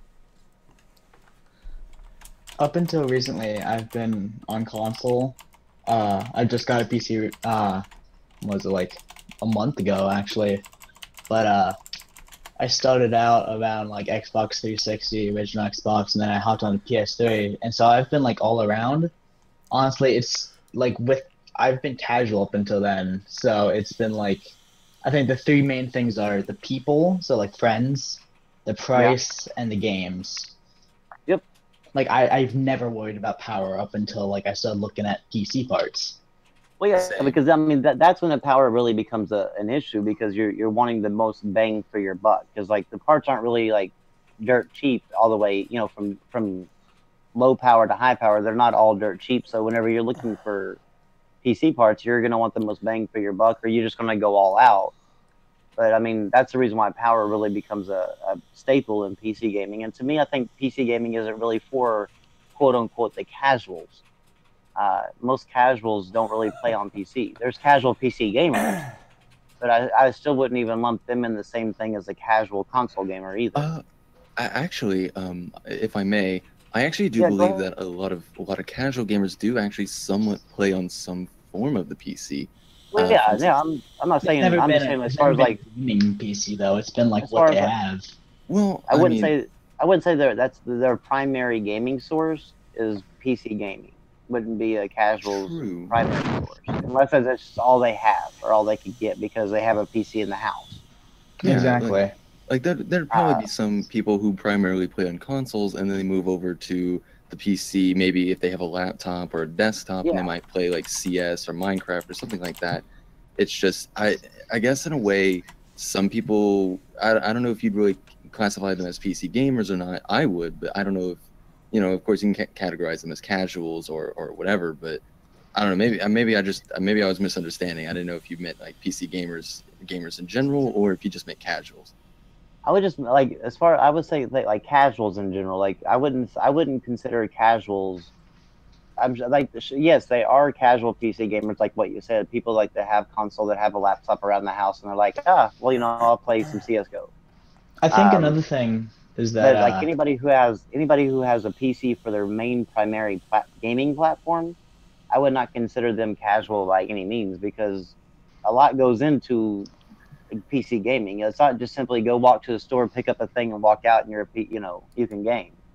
You have to actually put a lot of thought into what you're buying and to make sure you're actually getting something that can run games and everything else. And most casuals aren't going to go through all the trouble of like wondering, okay, well, is this graphics card that I'm going to buy in this pre-built PC going to run, Dishonored 2? Is it? I mean, you know what I mean? They're not going through all that trouble. They're looking for the easiest possible way to play their game, because they only play a couple of games a year.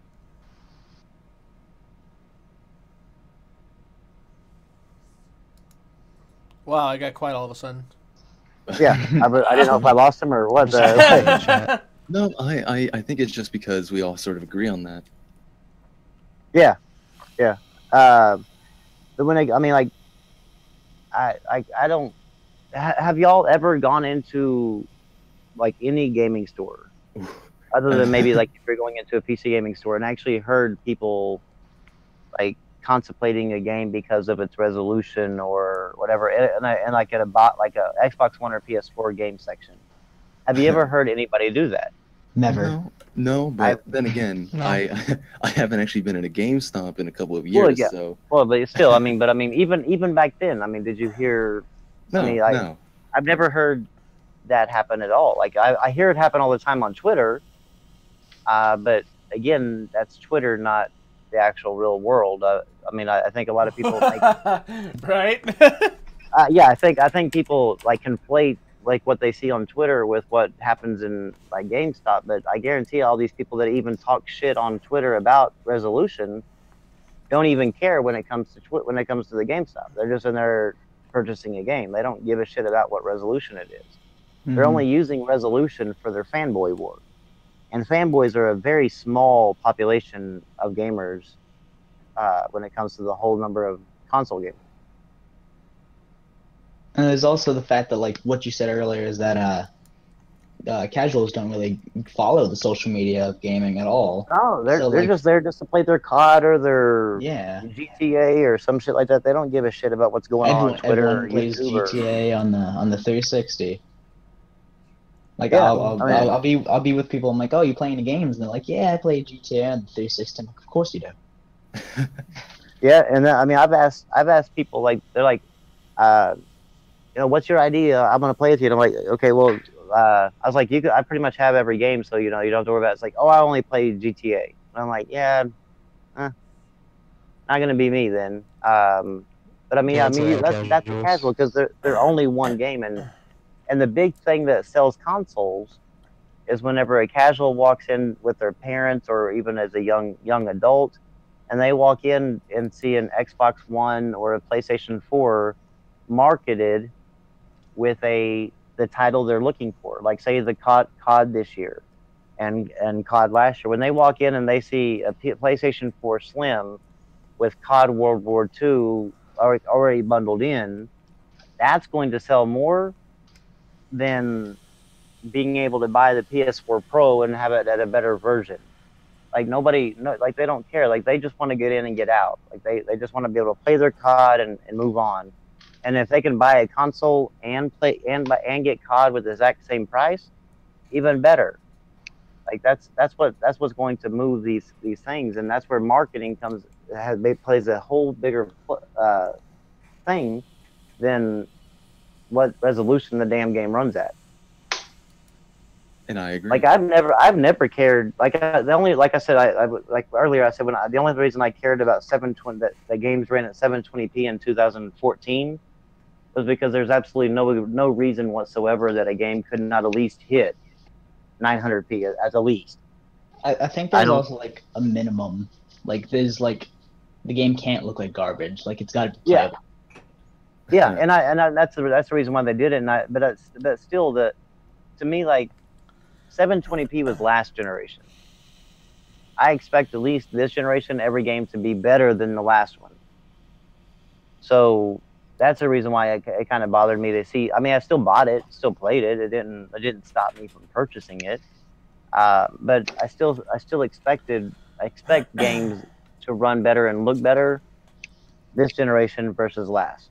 And whenever these games were still hitting resolutions that were last generation, that to me was a problem with the developer. Not so much like, oh, I'm not going to buy the game. It was just like, why the hell are you like putting out a game in 2014 that could have been the same resolution last generation?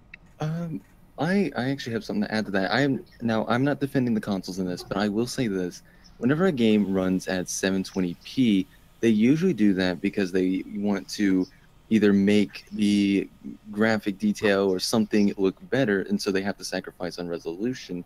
And whenever you say you don't want it running at 720p, I think that the developers don't want that either, but I think they're trying to improve something else to make it like maybe more detailed. Oh, yeah. And again, I'm not defending the consoles. I agree with you 100% there. I think but that goes to show like what Microsoft put out there for their first iteration of the Xbox. They went from really being like, if you look at the original Xbox, it was more powerful than the competition. If you look at the Xbox 360, it per se on paper wasn't more powerful, but it was easier to develop for, so all the games look better on that. So if you looked at the two side by side just on quality, you would say that the Xbox 360 was more powerful. And then they went to the Xbox One and they just kind of like threw all that good, leading up to the Xbox One out the window. And they just kind of they focused too much heavily on tying it down with Kinect and all the stupid TV features and all this crap like that they got lost in what the gaming console was about, and that led them to an underpowered hardware and that like they had to do, like developers had to do what they had to do to be able to get the game looking as close as they did to the other players, and still be able to play. And so they had to lower the resolution in order to get the graphics to look remotely close to the graphics on the rival console. And so I mean, I understand why they did it. I just don't think that it was like that was like a letdown for me as far as a new generation console still not able to power games higher than what last generation did. Yeah, And once, go ahead. I was gonna say, and I understand that. It's just whenever I hear people say, you know, the resolution is the same, I usually like to think relatively what it is that they've changed. And again, I do think that the console should have been better than what they were, and I do think that there are a lot of factors that went into that. But it's just whenever it comes down to some of the things, I think that whenever game devs they try to make, you know, resolution sacrifice, I would like to believe that there are reasons for it. Maybe they want to add more detail. Maybe they want to make it look slightly better in other aspects rather than resolution. Again, I do think that they should have been better, but I do think that everything is a little relative there.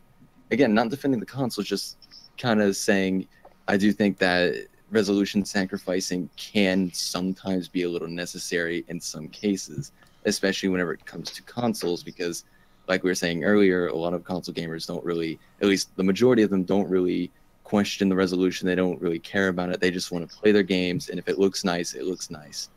And that's sort of my point. And I'm not saying that you're wrong for what you're saying. I just that's just my 2 cents on it and what I believe. Oh my god. You're just such a fucking pacifist, Trism. God. Yeah, when I fucking first started Bullet this, Berry I'm wannabe. so Jesus. I'm just kidding. so polite. That's funny. That's So actually polite. funny. He's like, if I may, I'm like, oh, he's so polite. Well, I try to be. I really do try to be, because I don't like being the, you know, sort of, I don't like having this us versus them mentality where if you disagree with me, therefore you're against me. I like to have the mentality to where if I disagree with you, we can discuss this and come to an understanding to where, you know, I can sort of see where you're coming from. I don't like having the mentality that a lot of fanboys do, because I have spoken to a lot of fanboys, and you can tell they have this us versus them. If you disagree with me in any way, you're obviously on the other side. Like JTech TV, if you disagree with him, oh, you're just a PC port beggar, whatever, and you're just automatically wrong. And of course, that could be thrown around so easily. And if, you know, someone came to me disagreeing with me, I could just write them off as, oh, you're just a console fanboy, you're just this, you're just that. But I try to see where people come from. And I'm sorry for rambling. That's all good. It was interesting to listen to you. Like, are you sure this isn't Bullet Berry here? Like, no, okay. Some people have said I sound like Bullet Berry. dude, it is uncanny. Like, I'm like, I had to double look twice when you came in here when I heard you talk. I'm like, wait, Bullet? Buddy, is that you? Like, Hey guys. like the sound is actually really, really like, God, if both of you guys were here at the same time, I wouldn't be able to tell the difference, say the truth. I've spoken to Bullet Berry on a couple of occasions, and he says that I sound nothing like him. And I just find that kind of funny, because everybody in this Discord loves it whenever I come in. And I've even gotten into some trouble whenever some people thought I was actually impersonating him. No, I kid you not. I've even fooled for Tenga like this, and I even asked him if it would be funny to go in with an alt account and just see what people say. So it depends. I don't know. Dude, you should like do it. You should do a series on your channel or something that says like all the things that Barry would never say, and just read off a bunch of random bullshit that he would actually never say, just so people can hear what it sounds like. I mean, you'd get a lot of hits. So many people have said the same thing to me. You'd be surprised. Jesus Christ! Like, I almost called you Barry a few times. I was like, because you got okay. So not only is your voice actually somewhat similar, but the mannerisms and the way you speak are almost exactly alike. And that's kind of freaky, because I thought Barry was like the only one that ever talked like that. But that's my civil talk. Whenever I'm talking to people that I haven't spoken to and I want to sound somewhat professional and civil, I usually talk like this. It's a very soothing and understanding tone. But whenever I'm with a bunch of friends, I sound completely different. I swear that you should really do that though, to where you, because when you started talking, I had to actually go back into my Discord and leave it at YouTube, so that way I can actually figure out who the hell was talking. Because I honestly thought you were Barry. And when you were talking about consoles, I was like going, "What? Like, Barry? Wait, All Barry right. plays PC? Like, what the hell?" All right, Tristan. no, I do. All right, Tristan. I got some requests from the audience. They want you to say console peasant quotes. Console peasant quotes. Jesus A true Christ, service. that's like Remember fucking a Rags mirror Order for image. money. You sound You like could that. seriously like name your channel like Bullets Barry. No. I have a better. No. You- I've actually written down a couple of suggestions. I was thinking of Budget Berry. I was thinking of this was more funnier in my opinion. Lubit Larry, Generic Gary, and a couple other ones that I can't remember. I like Budget Berry better. Budget Yeah, Berry yeah, is fucking hilarious. Budget Barry, I guarantee you though, like you would get a lot of subs just because like when they came and heard your videos, they would think it was Barry, and it would be fucking priceless to see how many that you would grow. Make the goal so that you make the account, and that when they type in Bullet Barry, you come up first. You know, it would be fucking hilarious, dude, if you like started another channel and you said that this is Budget Berry, Bullet Berry's alternate ego, and like have you guys go back and forth where like Barry's actually telling the truth that he has no idea what the fuck you're talking about, but you actually just keep going. That would be hilarious. You should also like wait for him to upload. And then you upload right after, but then title your, like, if he's talking about, like, the PC, like, you put console in there, and, like, do the exact same video, but in the console space, like, it would fucking be, like, the opposite end of Barry.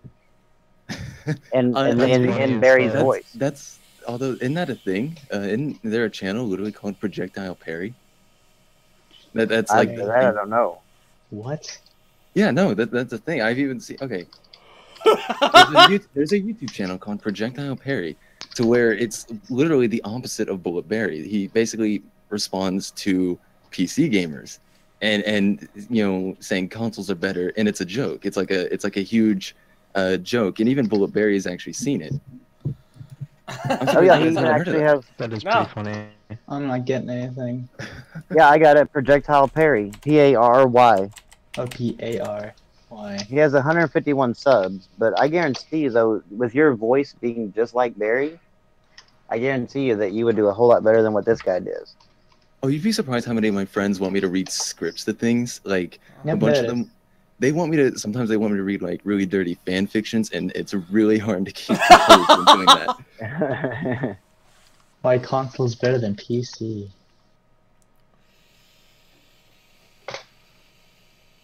Yeah, it's basically just the console version of Barry, That's funny. except he doesn't have Barry's voice. Jesus. Well, this particular person would be perfect for it. Oh, I agree. I really got confused. I thought that the Bullet Barry came in here and we just didn't know. I didn't know. Because I never heard Prism speak before. Crazy and the aghast. Why are you like? Are you really trying to promote your shit on my channel? Sub to me, stay active. How about this? There we go. I'll do that for you. Don't fucking promote your shit I on love mine. watching it happen. The progression.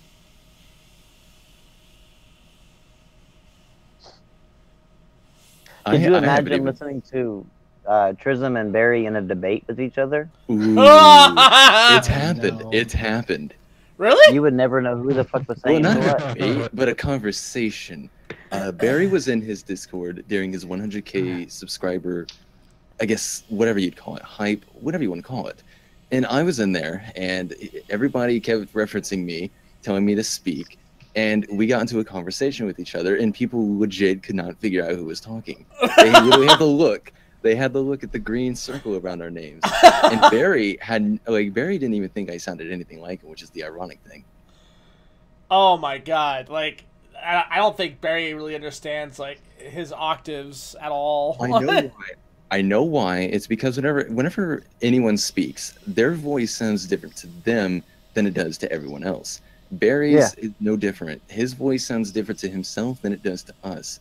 My voice sounds different to you guys as it does to me. That is why it doesn't sound like him, to him at least. It's just so uncanny how much y'all sound alike.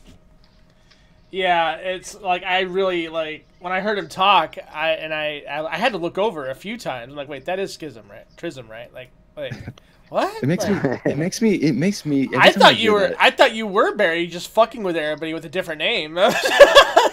No, that idea has come across my mind, but I've actually gotten upset with staff. So, yeah, that doesn't happen anymore. But every time I hear someone say that, I sound like Bullet Barry. It makes me want to do like videos and whatnot, just like what you guys are saying. But I just know the backlash that would happen. So.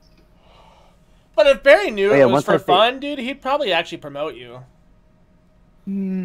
That's just how he is. If he likes your content, he'd promote you. Yeah.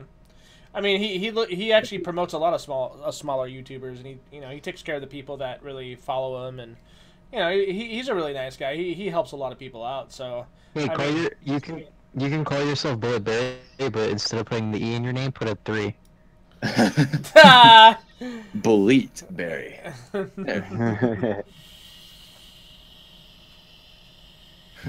Bullet Barry versus Bullet Barry. The only problem is, and what's funny is I'm actually like 5 years younger than him, so I get, and it's funny too. Really? You're actually 5 years younger than him? Yeah. Bruh. Oh wow. He's a better. Wait, hang on. Well, I'm actually not sure how old he is. So I don't know. I'm assuming around 5 because I'm assuming I'm assuming he's over 21. Yeah, he is. That is interesting though. We gotta get you guys both on at the same time in this cast and see what happens. That would be funny. Because he likes to come in every now and then, and we'll shoot the shit on the cast. And that wouldn't be funny because I would have to stay in Discord. I couldn't read the YouTube chat because I'd have to stay in Discord, like trying to figure out who the fuck was talking to me.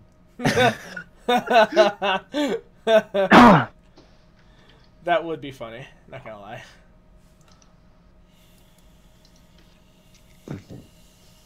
So, Trism, what do you play, man? Like, what do you play in general? Like, what kind of games are you into, man? Well, this is funny because I know you guys are talking about GTA being casual, and I'm a PC gamer, obviously, and I have out of the 90-so games that I have, GTA 5 is actually the most played. But usually when I play a lot of like games that are easy to play in the background when listening to videos. So that is why I have Batman Arkham Knight at 127 hours and a bunch of like casual oriented games. But I don't really know what kind of games I'd really say that I play. I play like a bunch of different ones that just seem sort of interesting to me. I mean, if I can easily tell you the games that I have as my most played, but I don't know if those are really the best to really bring up in terms of what I enjoy to play, because those weren't games that I played like and took seriously. Those are games that I played in the background when listening to, ironically enough, a Bullet Barry video or Rags video or something like that's sort of long in length like podcasts. So I honestly don't know. Well, so GTA is the most played, right? So yeah, because ironically enough, because of mods. I say Yeah. that is what happened recently. Just to be clear, oh, go ahead. Yeah. I'm sorry, I didn't mean to cut you off. I was just going to say that in multiplayer, but go ahead. Oh no, just to be clear, I wasn't saying that GTA necessarily is a casual game. Is that whenever I say casual, it's like they only play 1 or 2 games, and it's usually either COD or GTA Online. So that's the 2 games that casuals relate to. But I still say like hardcore people can play GTA Online. It's not so much the game; it's so much the what the casuals. The mindset and what they use to play the game for, yeah. Would it So would it hurt or help my case that I say that I have 105 hours in Black Ops 3, but in my defense, it's because of modded zombies?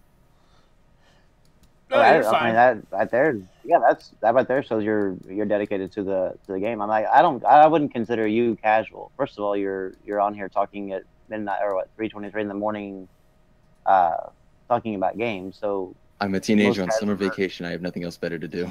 yeah, but Exactly. most casuals are either Yeah, playing their game or they're in bed right now. So technically, we are talking to Bulletberry pre-puberty. Yeah. You know, what'd be funny is I bet you if I came in saying or acting like I was actually Bulletberry, I bet all of you and even in the chat, everybody would like think it was him. Oh yeah, if I can guarantee you, if he didn't have that chat thing or the Discord thing on the side of the stream, and you came in and we didn't announce you in any way, like as far as your name, the chat would never know the difference. Well, the next time you guys have a PC gamer, YouTuber like Rags or whoever, you guys need to, send me an invite and I'll come in and say hi.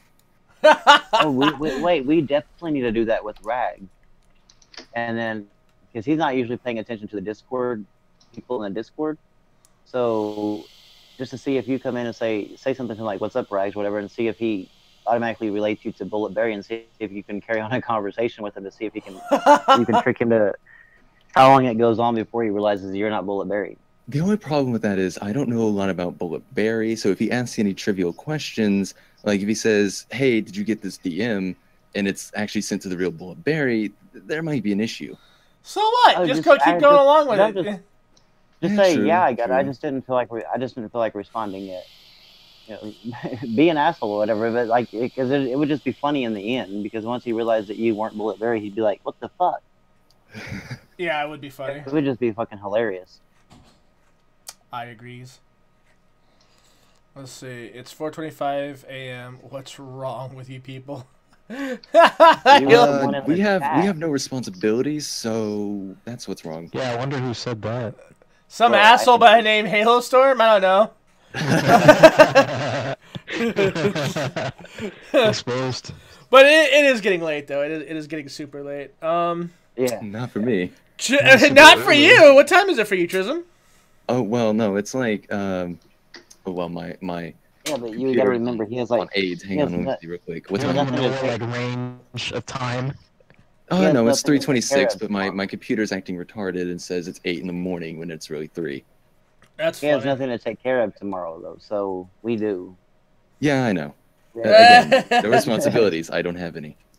Yeah. Oh, Tesla said it's that's- only one, so he must be right. Well, it's not like I'm gonna be like getting offline. I mean, I'm just getting off the cast, and I'll probably be gaming tonight. But I'll be going to bed myself. when he says he's going to bed, he's gonna go to bed and fuck his pillow. I mean, that's kind of what he does. That's right. I got that Nino Cooney 2 girl on my pillow. Not weird at all, sir. Not weird at all. Hey, at least you're not as weird as my friends, and I can think of 4 friends off the top of my head who've played that Honey Pop game. I don't know if you guys have ever heard of that. Yeah, It's- I've heard of that. My They all My- play it. It's weird. my stepsister's boyfriend was in FaceTiming with her while playing the game, and he said that he has hundreds of hours on that game. And see, I would. Along The with only way I would the play that Camp game. Studio. The only way I would play that game is if it ever came to PlayStation, and it was like one of the because there was like a dating, some sort of dating game on there, but it was, it was like a 30-minute platinum. Like you could get the platinum in 30 minutes just by breezing through it. That'd be the only way I would play it. Like some of these people actually play it for real, like what you said, like 100 some hours, whatever in it. Like that's questionable, man. I thought 150 hours in Dying Light was excessive, but that's just me. Oh no, I got that in Dying Dying Light. Light is an awesome game. It Huh, is. I love Dying Light, man. I have him added on Steam, and when I first added him, I was shocked at. Here, let me try to bring it up. Who? Who?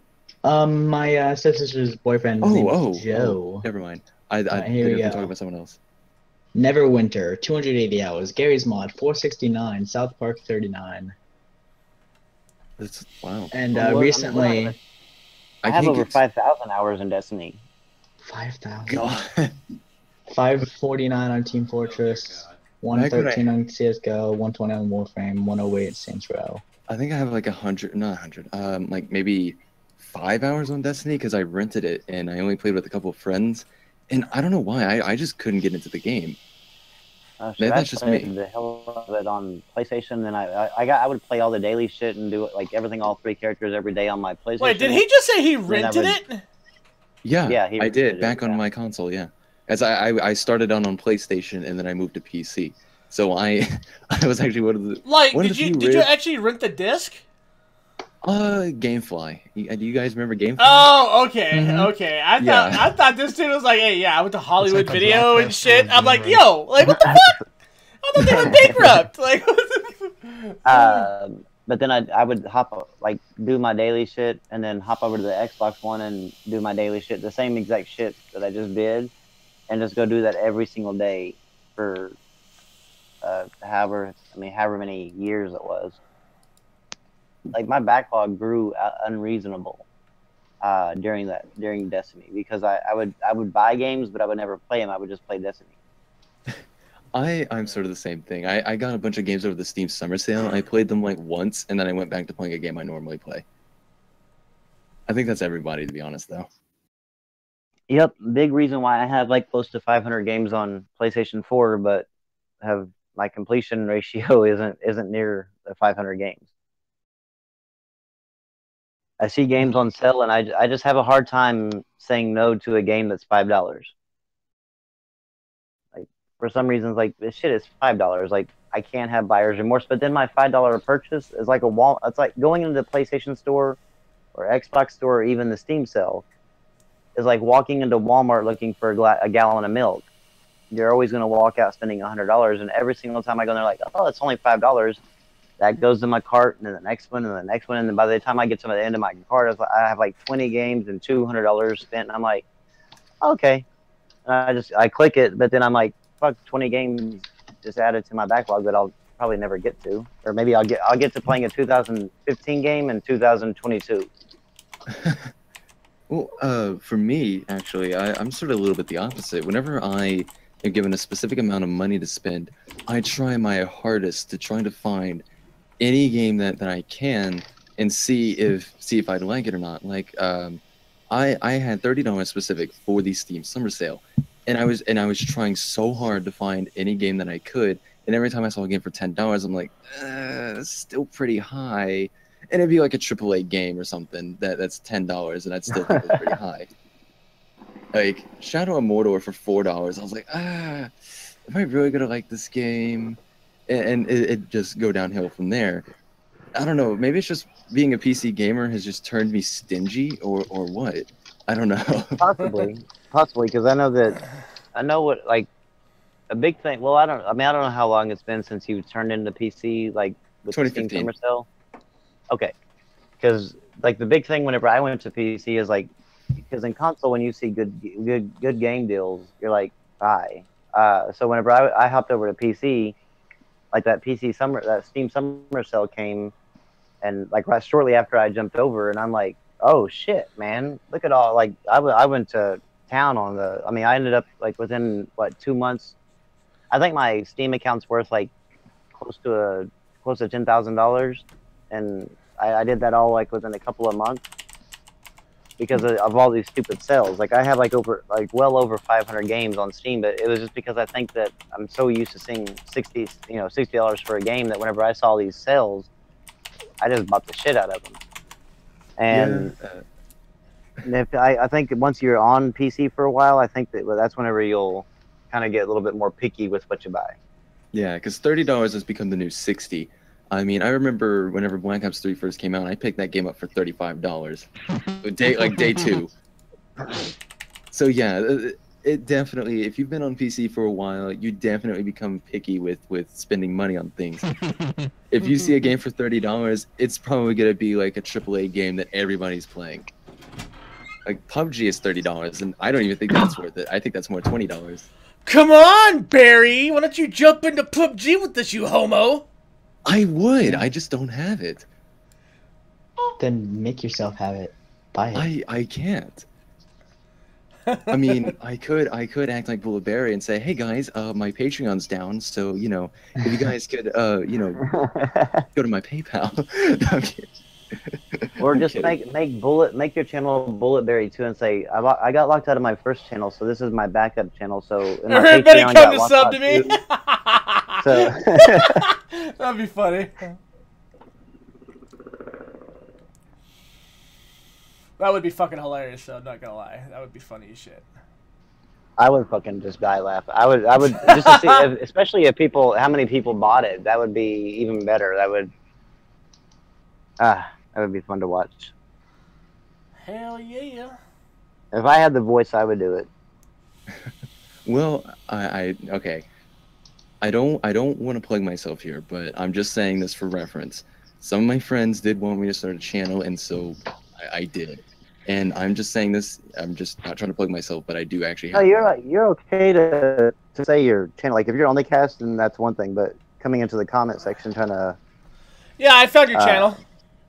yeah. Yeah. Well, I mean, it's not hard to find. It's literally linked to my Discord. That Oh, and my I Steam. just typed it in and I found you. But yeah, that's cool. Yeah. I'll come by and check So out your content. what is your Yeah. channel so people would know? Because we're gonna ask anyway. Well, it's TRISM. It's Trism. It's basically my Discord name. I have about 130 subscribers ish. Last time I checked, 128. All right, you guys, you heard that. Go check him out. He is All right. He is Bullet Berry before he hit puberty. Budget Berry. Budget Berry. Budget Berry. Instead of an E, you put a 3. No, I just like Budget Berry. I don't know. I think it's perfect the way it Budget is. Berry. Yeah. Oh man, you talked to Mr. J. I'm reading the chat. Follow my grinder.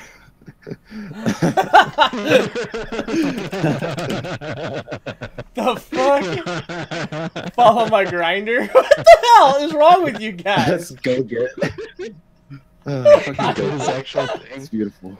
If you click it, is it actually gonna go his grinder? You guys, I swear, I only got grinder to fuck. That's it. There's no commitment. Please, no commitment. It was a prank. I swear. It was just a joke. Follow my grinder. I lost the bet. Totally. Yeah. I lost Okay, the do bet. Yeah, I could see that happening, actually. No lie, that was funny. It's funny because I skimmed past his comment and then I saw that he said, follow my grinder, and I was like, what the hell? And I looked at the comment. Big Dick 6969. That's funny.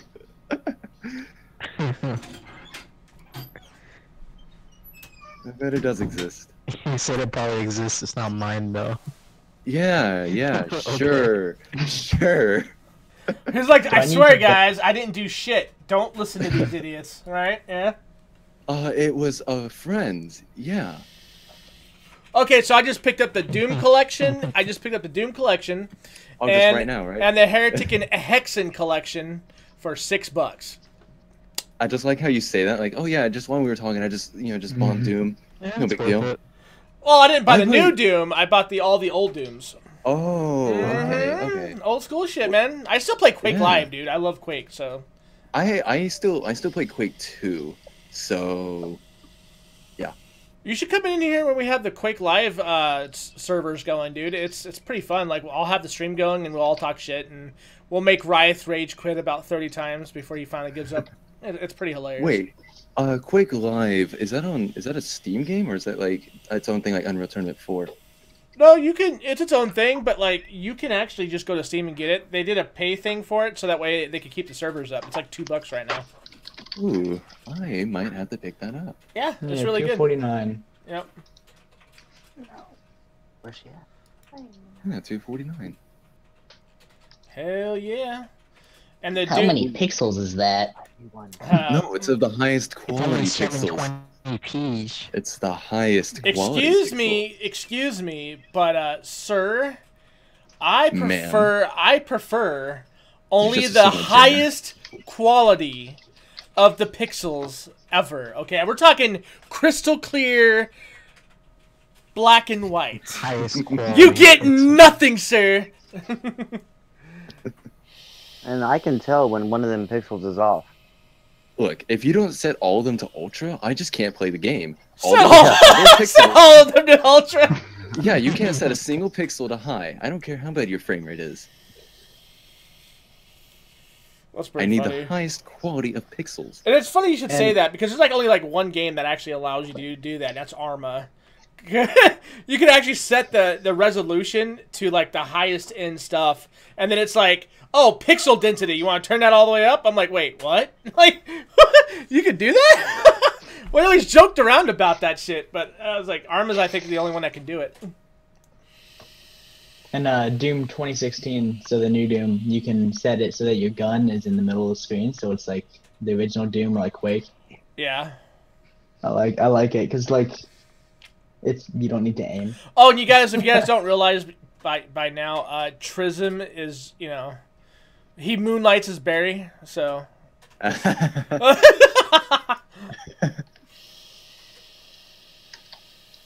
Blaze, we should get something going on, what is it, Final Doom or Doom 2, whichever one that has the multiplayer. Yeah, we should definitely get some people together on that. That shit would be great. I only have Ultimate Doom, so rip. You know, the first Doom, the good Doom. Yeah, yeah. Although I do have Insurgency that I picked up recently. Oh, that's a great game. I have that too. Yes, Dirty sir. Bomb's good. I've picked up quite a bit of games that were sort of outside my, I guess you could say, comfort zone of genres. Some of them, even let's see, Sword with Sauce. I picked that up. Story About My Uncle. A lot of different games. Oh, that I I picked up. forgot to buy that. Shadow Warrior. Oh, do any of you know about Shadow Warrior 1 and how it's on sale for $4? No. That is a really good game. What is it? Shadow Warrior 1.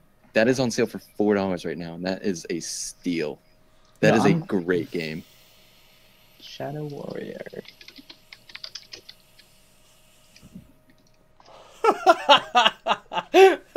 Shut up, Halo.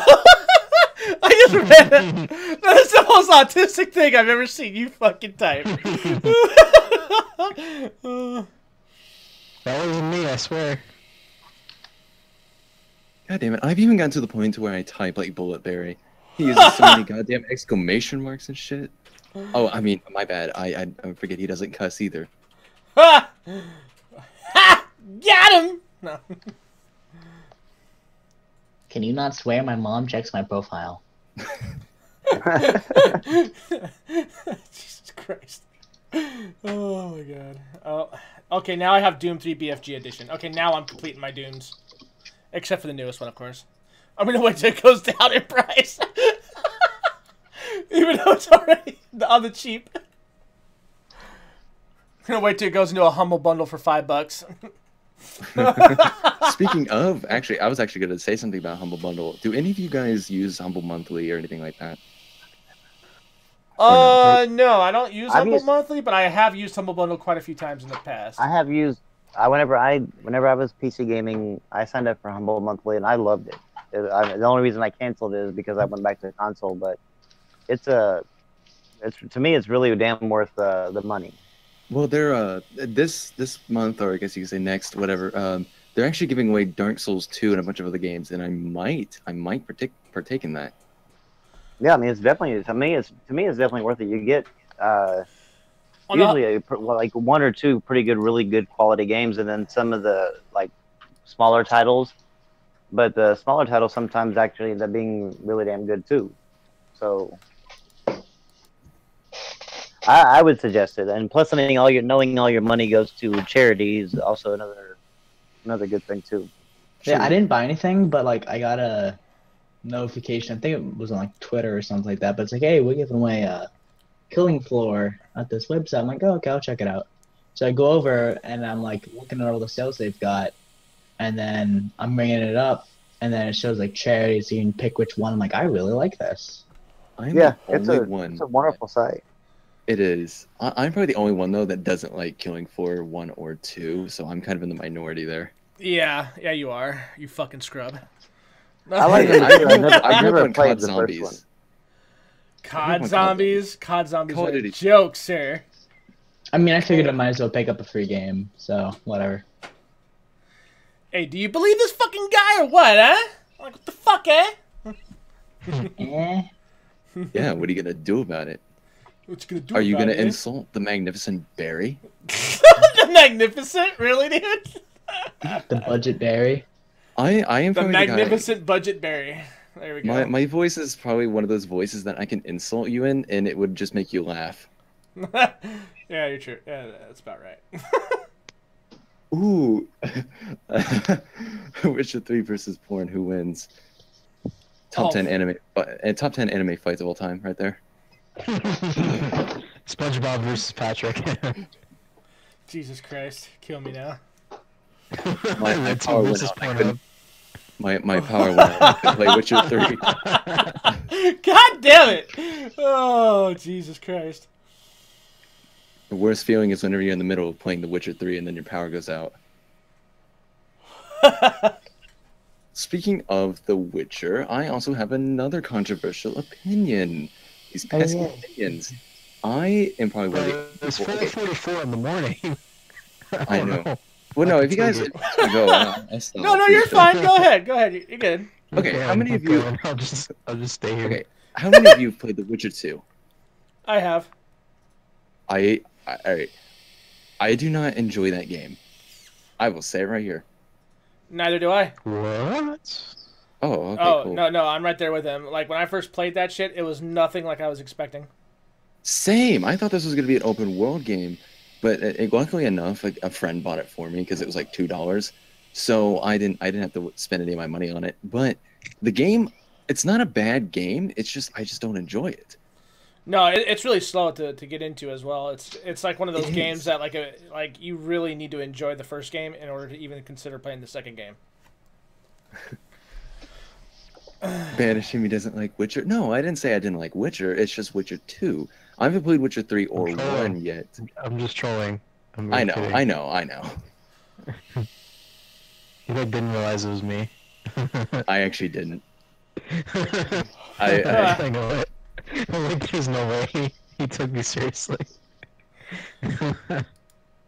Yo, like seriously, H1Z1 is, oh my god. The best game ever made, lol, JK. Oh my god, you're trolling the stream! We need to kick him! I'm gonna rejoin just to insult your vaping.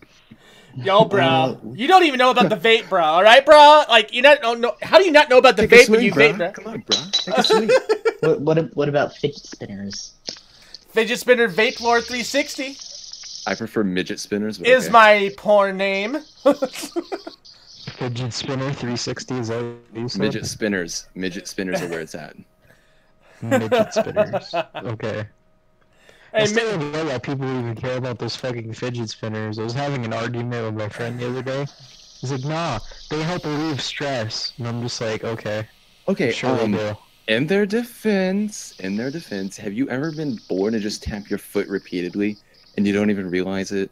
Or you sit Yep. there I and was click like a 5. Yep. I I still do that today if I don't have my fidget Yeah. spinner with me.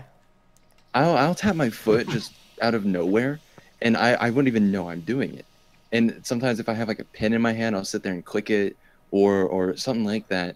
And I understand why fidget spinners can help with that, but I don't see why there's such a craze now. Well, I know somebody's spinning one right now. Yeah, I No. can hear No. So FYI, if you guys put oil on them, they actually makes them like go longer and even quieter. But Well, yeah, it's yeah. I mean, that's like oiling up a squeaky wheel. yep, just before a fucking long night sexcapade. Yeah, exactly. Yeah, I mean, of course.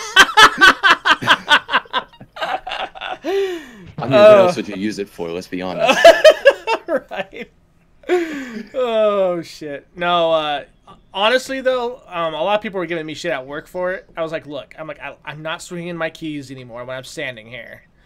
Like before, I used to swing my keys. I'd fucking walk in a circle. I mean, it was retarded. I just can't stand still. And when I sit down, I tap my foot or I shake my leg all the time. So ever since I got that thing, because it's in my work locker, I actually use it when I'm at work. And it helps actually a lot. I'm not tapping my foot anymore. I'm not swinging my keys to a point where I'm like practically throwing them at people. Like, because that's one of the reasons why I got it, because my keys actually broke off my lanyard, and it almost smacked a customer in the back of the head. So I was like, okay, we need to stop doing that now. I was like, fuck, that would have been embarrassing and probably lost my job. Yep. Anyway, I'm trying to think of any way to progress the conversation, but the more I think of that, the more I think that you guys probably just want to get off. Well then, if you say get off like that, both hands or one? See, it's supposed to keep talking. Wait, what? Wait, what? Until like 8 a.m. It's fine. He's Well, like, I'm sure you guys want to get off, and I'm like, oh, one hand or two? Oh. No, I got it. I got it. I can just skip a night's sleep. That's fine. Yeah, I mean, I do it all the time. Don't worry about it. You're like, we're good. It's all good. It's fine. Yeah. We can play some PUBG. I can sing you guys a lullaby with my voice. All right. How about this? We'll close this off to a song of his choosing. Trism, take it away. Oh, no. I don't know. I can't sing. I can't sing. Let me choose. Do Sound of Silence. I can. Oh, actually, that reminds me. Okay. I actually have a piano right next to me, hooked up to my computer, and I can actually play. I can play a little bit of the Sound of Silence, like the Disturbed version. Yes. So Okay. If you guys don't mind, it's hooked up to my computer, so you guys won't be able to hear me, but I will hear you. So you guys won't hear me talk, but you hear the piano. So Okay, that's fine. Oh, this should be interesting. Now, again, I don't know all of it, so forgive me. All right. So polite.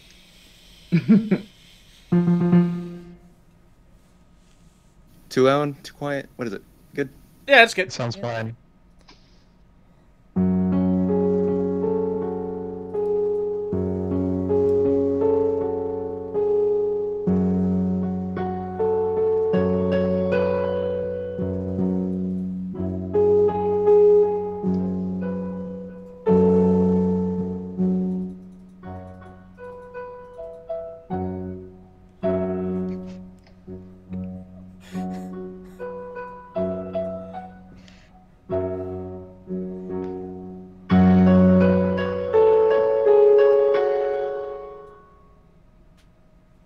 Again, not all of it, but you know. I want to throw my panties at you! I thought halfway through, I'm like, wait, is this gonna get copyrighted?